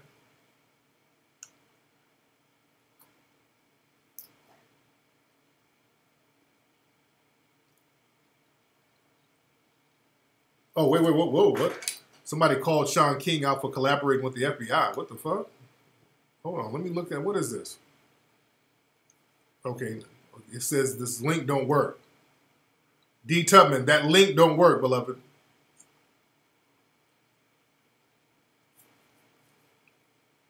Okay, hold on. Let me look that up real quick.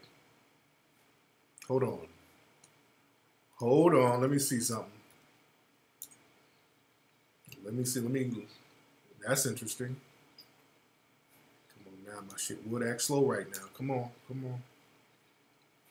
Let me see something. Trying to look up what she just said. Hold on 1 second. Hold on.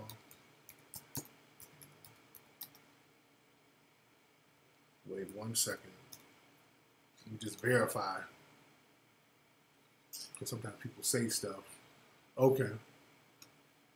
Oh, I see this. Ajamu Baraka says, I'm going to activate with FBI because I believe Russia did attempt. They did. Okay.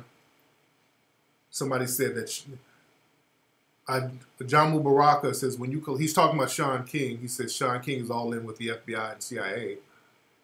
When you collaborate with the state or push a political line cooked up by the corrupt liberal establishment. I don't know who you are. Okay. I got to look more into this. Okay, I got to look more into this. They're talking about Sean King is doing some stuff with the FBI. So I got to look into this. Okay. Yeah, I got to look into this. Okay, I got to look into this because, yeah, I got to look into that. Yeah, because again, I gotta, I don't believe every headline. I don't know, but I gotta look into that. Not saying hey or nay, I just gotta look into it.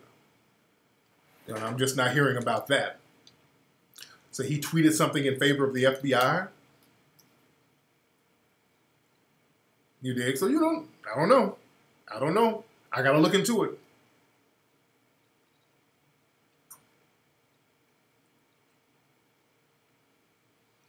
Man. But, yeah, that's interesting. A link by, yeah, okay, I got to read the article. It's kind of hard to get into here. It's kind of hard to get into here. He got caught defending the CIA. He tweeted non-support for that. Okay, it's all over the place. I don't know. That's why I got to read it for myself, because people are saying 4 or 5 different things. So I don't know. I don't know. I got to read that article. I don't know. You dig? Yeah, people are mentioning it, but they're not saying nothing. That's the problem. See, that's why we got to get information, and we got to get right information. You know, I like right, correct information. You dig? Because people, we're very quick to throw out some misinformation. Like, this brother got shot out there in Ohio, in Toledo. 25-year-old brother got executed by the race soldiers. But people online were talking about a 16-year-old child got shot in the back. That wasn't the case. So we got to stop putting out misinformation, because that muddies the fucking waters. Niggas just saying shit to be saying shit. No, we got to get the right information out there. You dig?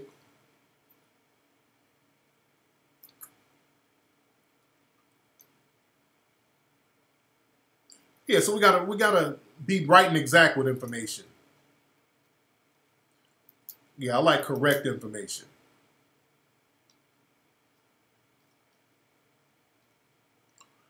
Gold does devalue the way it's... Yeah, gold really doesn't devalue. Gold has stayed the same for centuries.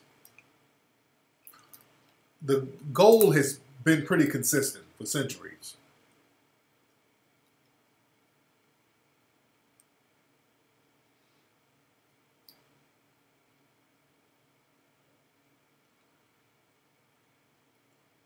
Malik says, with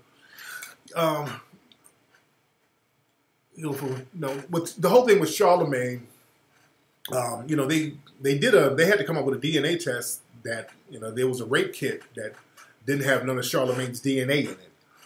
That whole thing with Charlemagne, from what I understand, from what I gathered, the whole thing with Charlemagne being thrown, with them bringing up those old allegations, Wendy Williams' husband was behind that.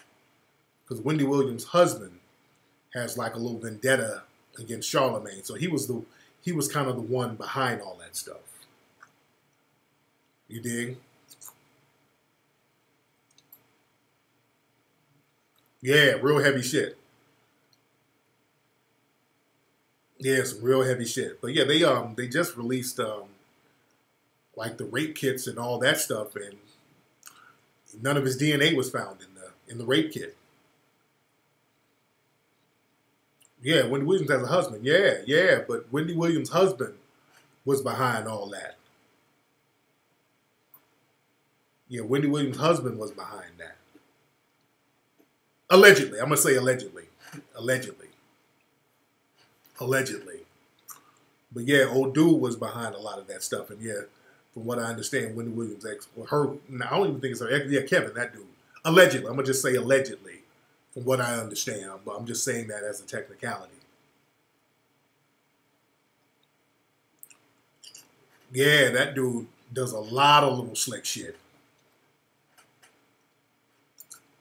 Yeah, that dude, they got some kind of vendetta against Charlemagne.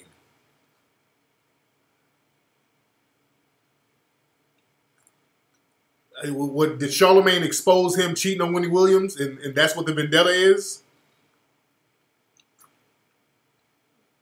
Yeah, but from what I understand, it was Wendy Williams' husband who introduced that girl, that accuser, to Star. And I know Star. Star's my dude. But yeah, it was that dude, Wendy Williams' husband, the dude behind the scenes orchestrating all that. You know what I'm saying? So you gotta watch where the source, you gotta watch where certain things are coming from.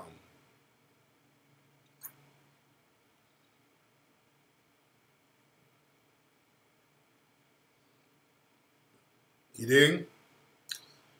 But the thing is, hey man, there was a rape kit that was released. They released all the information, and it was according to the DNA, it was no rape. According to the DNA, a lot of folks don't know that. Y'all Google that. I'm just going by what the DNA said. You know, according to the DNA, there was no rape. All right? So y'all can Google that. So you got to watch that, even though you might disagree with certain people's ideologies or whatever, but, you know, I don't like to pin things of somebody, you know, something like that. You know what I'm saying?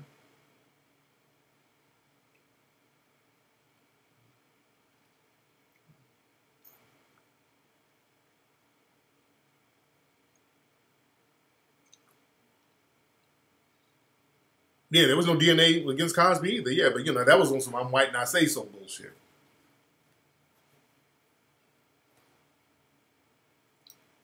There was a DNA test. Yes, there was a DNA test. There absolutely was a DNA test. You can Google it. You can Google it.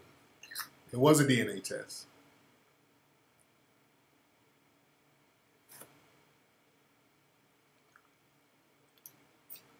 You know, they did a rape kit. They did a rape kit on the accuser. They did a rape kit on her, and it didn't show that she was raped, according to the DNA rape kit. That's what I'm talking about. They did a rape kit on the young lady, and it didn't show that she was raped, according to the rape kit DNA.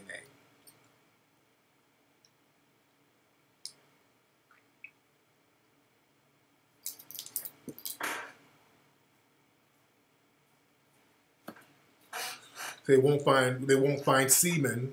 He wore a condom. If he wore a condom.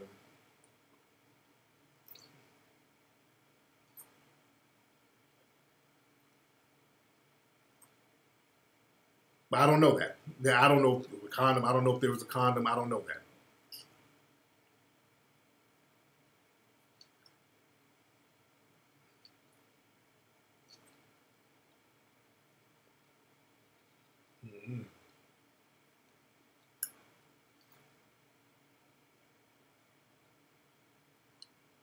Okay, this nigga, okay, he done gave $2. Okay, my man Sunny Days done gave another $2 in won.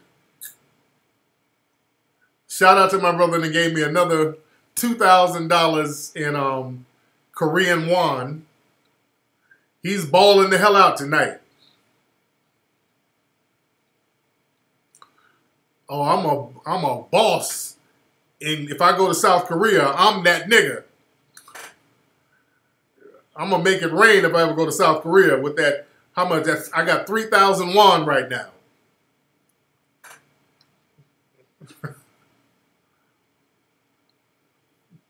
I'm balling out in Korean money. I can go get some sucky with my 3,000 won. All right.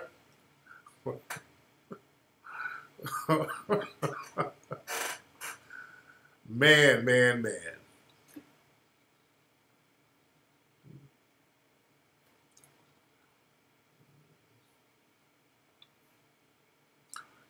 It's probably $20. Man. 3,000 won like $7. I know.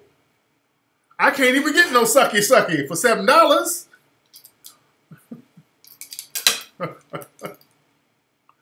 Man. You just tweeted that link. Yeah, I saw that link. I Googled it and I saw it. Damn. I think at least give me some sucky money. I can't get sucky with that.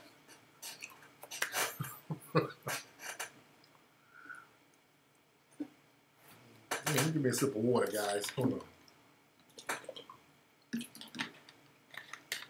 Now, I can't go on the Mink Slide Korea tour with that. Man. But like I was saying, man, I was saying earlier about how important it is for us to be in a position to do things without letting people stomp on our ideas. We got to be in a position where we just do stuff. Don't worry about Negroes hating. Don't worry about your family hating. You got to do things where it's too late to hate. You got to put yourself in a position where it is too late to hate. You already got things popping, so it's too late for people to kind of hate on you because things are already in motion. And you got to understand the black tax. Black people, we put a tax on each other, meaning that a white person can do one thing and a black person can do the same exact thing, and then all of a sudden we'll look for every flaw that black person has as a way to criticize it. That's some slave shit that's been left over. That's a given, though. You dig? That's kind of a given. Yeah, that whole Sean King thing, it sounds like it might be a reach. I don't know. That's why if I can't read something immediately and get the gist of it, usually it's, you know, they're kind of twisting and turning. I don't know. People kind of flipping a narrative.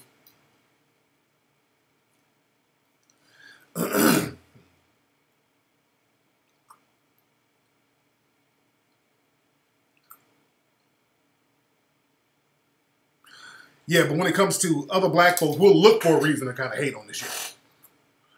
And that's just how we got to understand that's a part of the game. Let that fly off your back. Who is Thurman Belvins or Blevins? Who in the hell is that? You've asked me about that before. Who is that? You've asked about this person 3 times. I have no idea who that person is.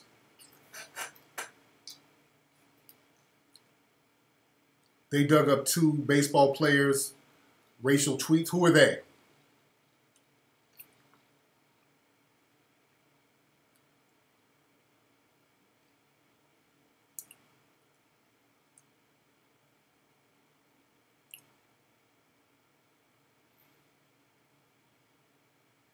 He was killed by an alleged white supremacist. Who?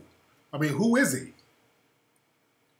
Y'all, okay, if y'all not going to give all the information, listen. This is why we have the think tank, because we give information fast. Black folks, we got to stop being confused. This is why I don't really take calls like that, because a lot of times people call up. When other folks want to call and talk about something real, people are calling up confused. Black folks, we got to get off that confused shit. Well, we can't even get information out in a coherent way. What you say is, to save time, hey man, there's a brother named Thurman something who got killed by some white supremacists. You see how information, that's real fast, real to the point. You keep, are we going to talk about Thurman? Who? Thurman Blevins? Thurman Blevins who? Thurman Blevins in Minnesota? What about him? Thurman Blevins, you ain't heard about Thurman Blevins? I mean, we're going back and forth. Man, you can't give information faster than that. See, let me tell y'all something, black folks. We're in warfare right now. In warfare, information is very important. Fast information is important. How fast information can get to you is life or death. That's the difference between life or death. How fast information gets to people.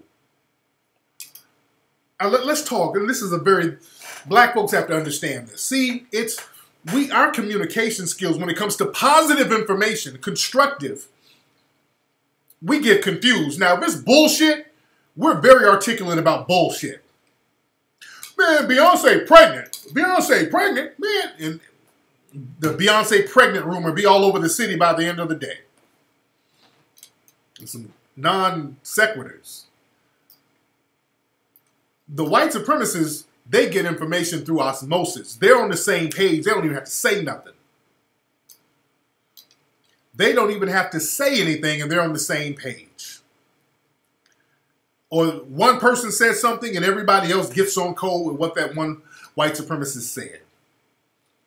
It's been 10 minutes, brother.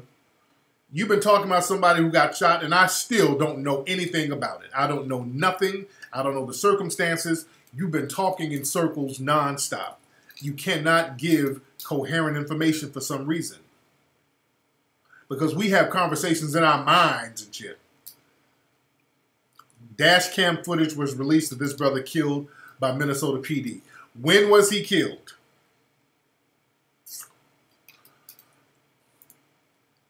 Look, black people, if you share information, you gotta share 4 things about that information. Okay? Listen to me. When you share information, 4 things. The what, who, when, where. What, who, when, where, and in some cases, how. That's 5. But basically 4. What, when, who, where. What, when, who, where. What happened? Somebody got shot. Who? Some dude named Thurman Blevins. When? June 23rd. Where? Minnesota. What, who, when, where. And then how? We get into the how, but the what, when, who, where, that's the most important. Hit those points. And whenever you want to give information, just get to those points. Knock those out right away. Because we'll do the shit like, we'll say who, and it's all out of context. Did you hear about Tyrone Jackson? Who in the fuck is Tyrone Jackson? Oh, Tyrone Jackson got shot. Shot where? When did he get shot? Who shot him? In Cleveland? Who shot him in Cleveland? Why did he get shot in Cleveland? You understand? So now we're just wasting time.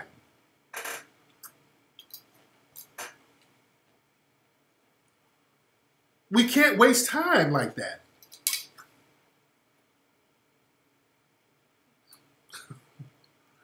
We got to be on point with our information, family. We got to be on point and we got to be fast. We got to be to the point. You know what it is, black folks? You know what our problem is, black folks? We smoke so much fucking weed. When you smoke weed all the time, you have conversations in your mind. And because the conversation's in your mind, you think that we're supposed to know it already.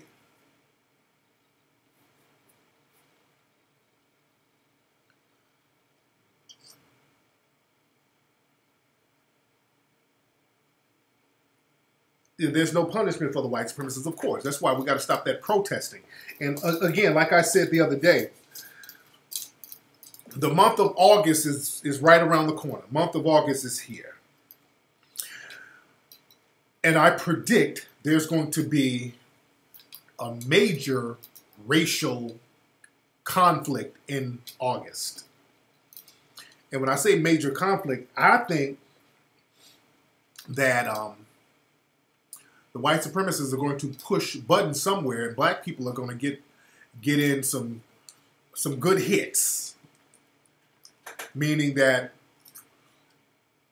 in August, because August is a very significant month for African people, traditionally August has been a month of warfare for African people. That's the month where we get heightened warfare strength in August, going all the way back to the ancient Egyptians. And with these white supremacists planning a lot of marches in August, they're going to run up on the right group of black people.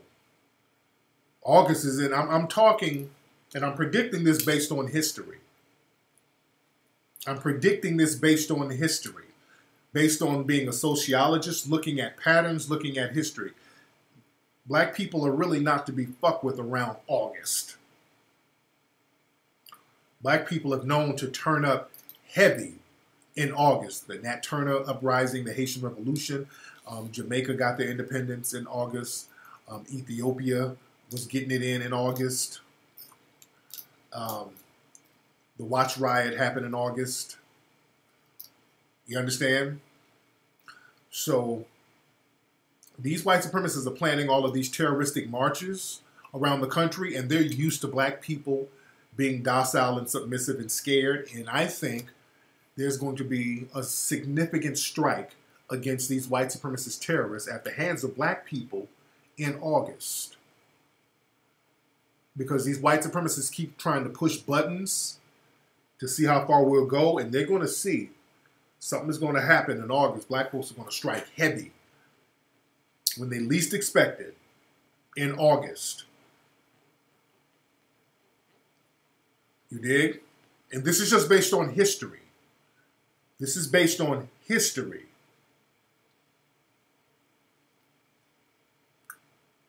This is based on history. That's that spirit of Ogun is very strong around August. That spirit of Sekhmet.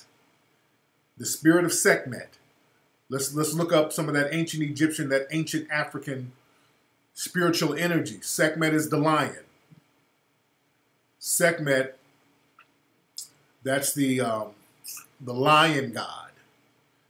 Leo, which is what the Greeks brought in, well, they took from them and put their own name on it. But Leo the lion in astrology is based on Sekhmet. Got it? Sekhmet, that's the god of war. Leo season, yeah. We say Leo, but it's really Sekhmet. Same thing. We say Leo, but it's really Sekhmet. Same thing. That female lion goddess. The Lion of Judah. Yes. Black folks, we have always turned up in the month of August. You there?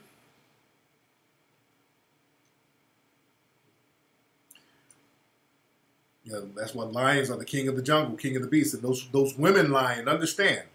Segment that's based on the woman lion. The female lion that's the one who does the most killing.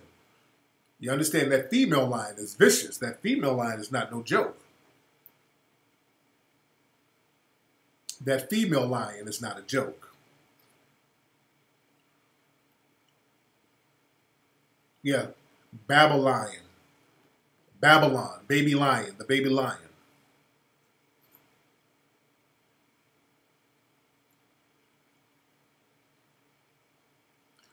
You dig?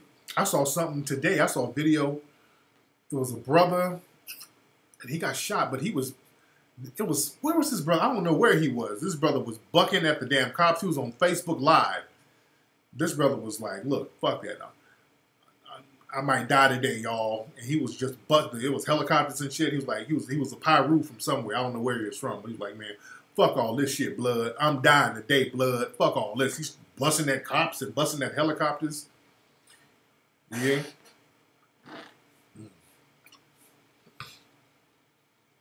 Man.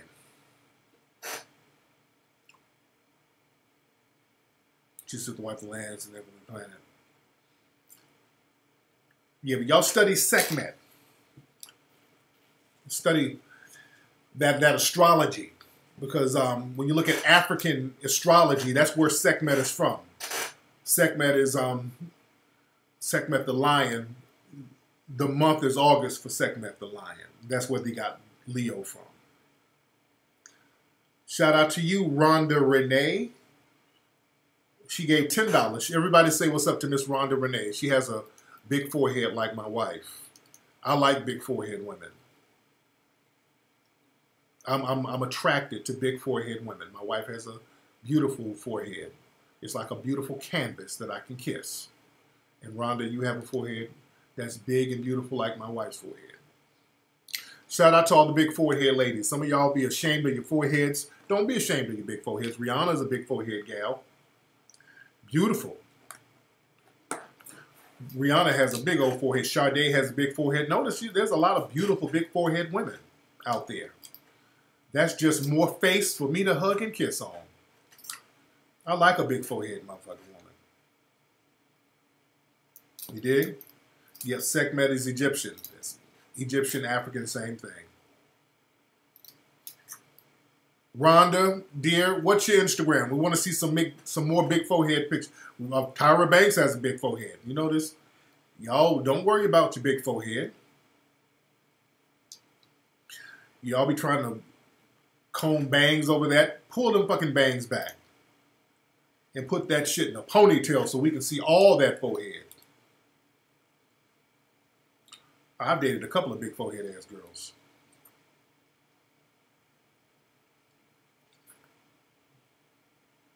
You did?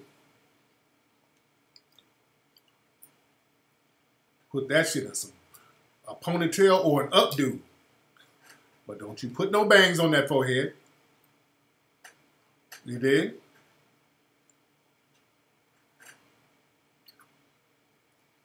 Yeah. Big forehead. It's a nice dome when they doming you down, and you seeing that big forehead. It's like a light bulb in the night. The reflection can bounce off that forehead, so you can get a real good view of what she's doing down there. So that forehead is like a reflector. It's like the moon, and the moon reflects light. You dig?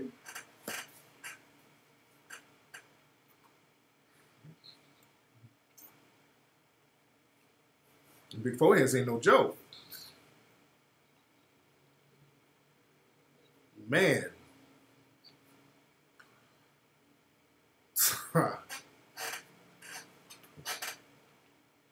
Oh yeah, but what I was saying earlier, we're going to have a back to school Mackish package. You can know I shouldn't say back to school because part of the Mackish package is going to be this photo coffee table book of the Ism girls, the Ism angels, Bree and Layla. We got this real tight collector's item coffee table book of some photos of them, and some of the photos are kind of provocative. So I won't say back to school because the kids really shouldn't be looking at some of those pictures that's in this photo book. But I'm going to have a Mackish package. And in this package, and it's only going to be a 2-day sale, so y'all got to get it in fast. I think I might have it going on, I might do it this Tuesday.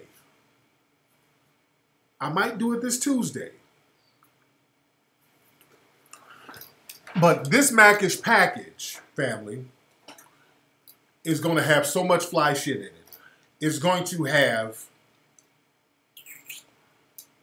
the coffee table book is going to have 3 shirts from the Tariq Elite collection, like the Mora shirt, the 1804 shirt, something like that, whatever we have in size. 3 t-shirts, 2 books. One book will be the lookbook, the coffee table book. The other book will be one of 2. It'll either be the Claude Anderson book, because I got a bunch of those to promote, or it will be the Avoid the Machine book. So you're going to get either one of those. You're going to get the international sunglasses. You're going to get some DVDs, all that. And the price is going to be like, for one price, like $150, something like that. With some real tight package.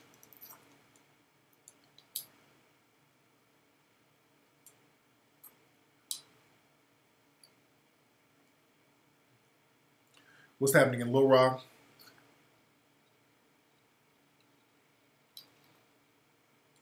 Yeah, the Flex Step boots, we still selling them. We damn near sold out of them. We only have a few of them left. We have like kid sizes, like small sizes, like size 7, 8, 9, 10, something like that. But all the adult sizes have been sold. So that's the thing. Now, if, I'm thinking, should we put some of the kid size shoes in the package? I'm going to see. You know what? Because we got kid sizes, and a lot of y'all got kids, so we might be able to put those in the package too. We might be able to put those kid size shoes in the packages too. You dig?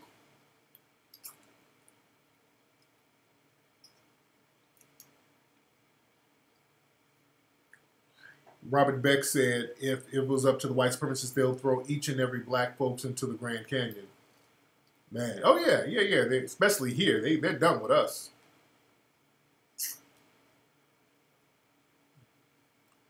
Yeah, they're done with that. So all my, if y'all got kids or if you got little feet, you can get that in the package.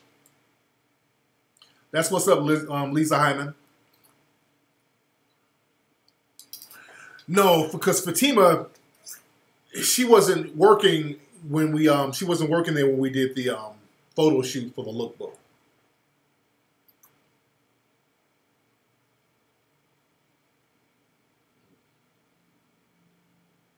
But yeah, this is going to be a real tight Mac-ish package, and you guys definitely are going to have to get that. It's going to be a real tight package. People are still asking about that cologne. You know what I'm thinking about doing? I'm thinking about putting out some Mink Slide cologne. I need another cologne. A lot of folks have been asking about the cologne. I think I'm going to do a Mink Slide cologne. I think I'm going to do a Mink Slide cologne. I remember one time we had a Mac-ish package, and we're putting the cologne, because that cologne was selling huge all over the world. And we had one Mac-ish package sale that was going on, and we were selling thousands of them shits.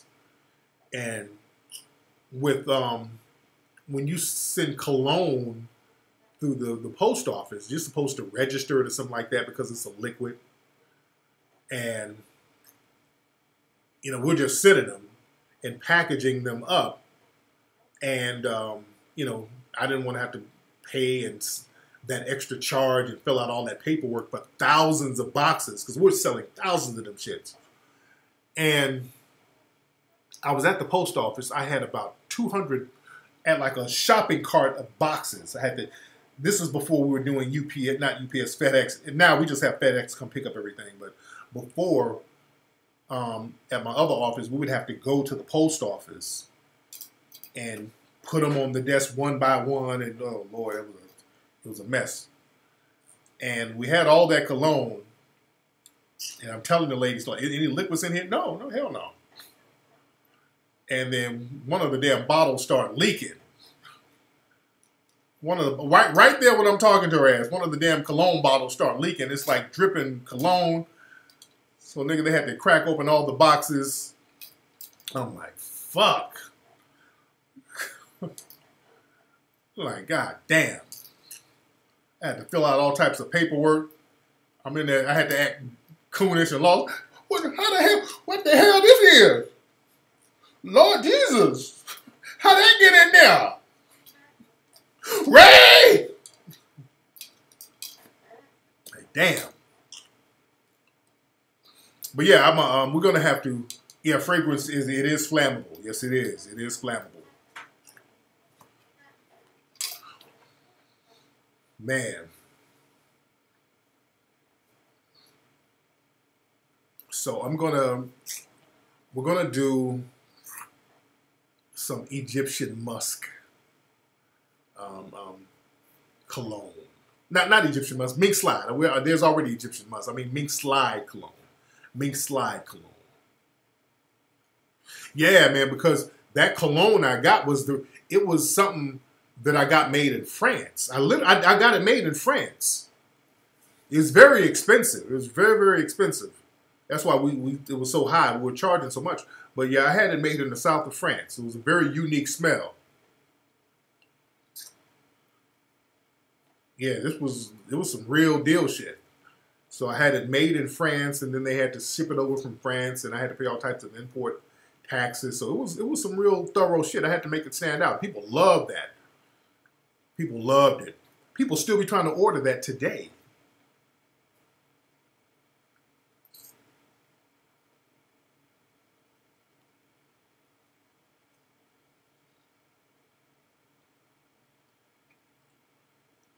Yes, indeed.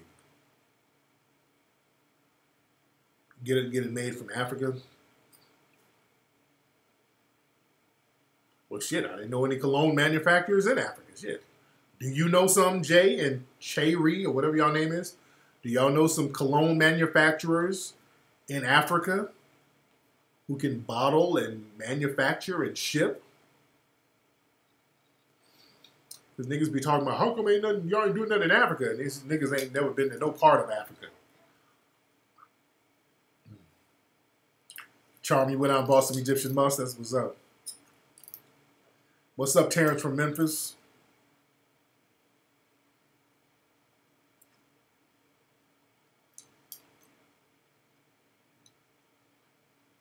Let me go in there and go check on my kids. Yeah, we're getting the vinyl version of the album ready. We're getting vinyl pressed up and we're getting the CDs ready. So yeah, man, that Mink Slide thing is really doing what it do. I was shocked that so many people wanted vinyl. I didn't know vinyl was popping like that. Vinyl, people are like vinyl. I guess it's like a collector's item or something. But people have been hounding me for the vinyl version of the album. That's what the people from Billboard, they wanted a vinyl version of it. And vinyl is still popping, I see. You dig? Anyway, man, let me get out of here. Let me go check with my children, see how they doing. I haven't seen them all day. They've been swimming. And, yeah. All right, y'all, look. Everybody go to minkslide.com to get the Mink Slide album. Go to 1804movie.com to get 1804, The Hidden History of Haiti. Go to hiddencolorsfilm.com to get Hidden Colors 1, 2, 3, and 4. All right. You guys have a good day, and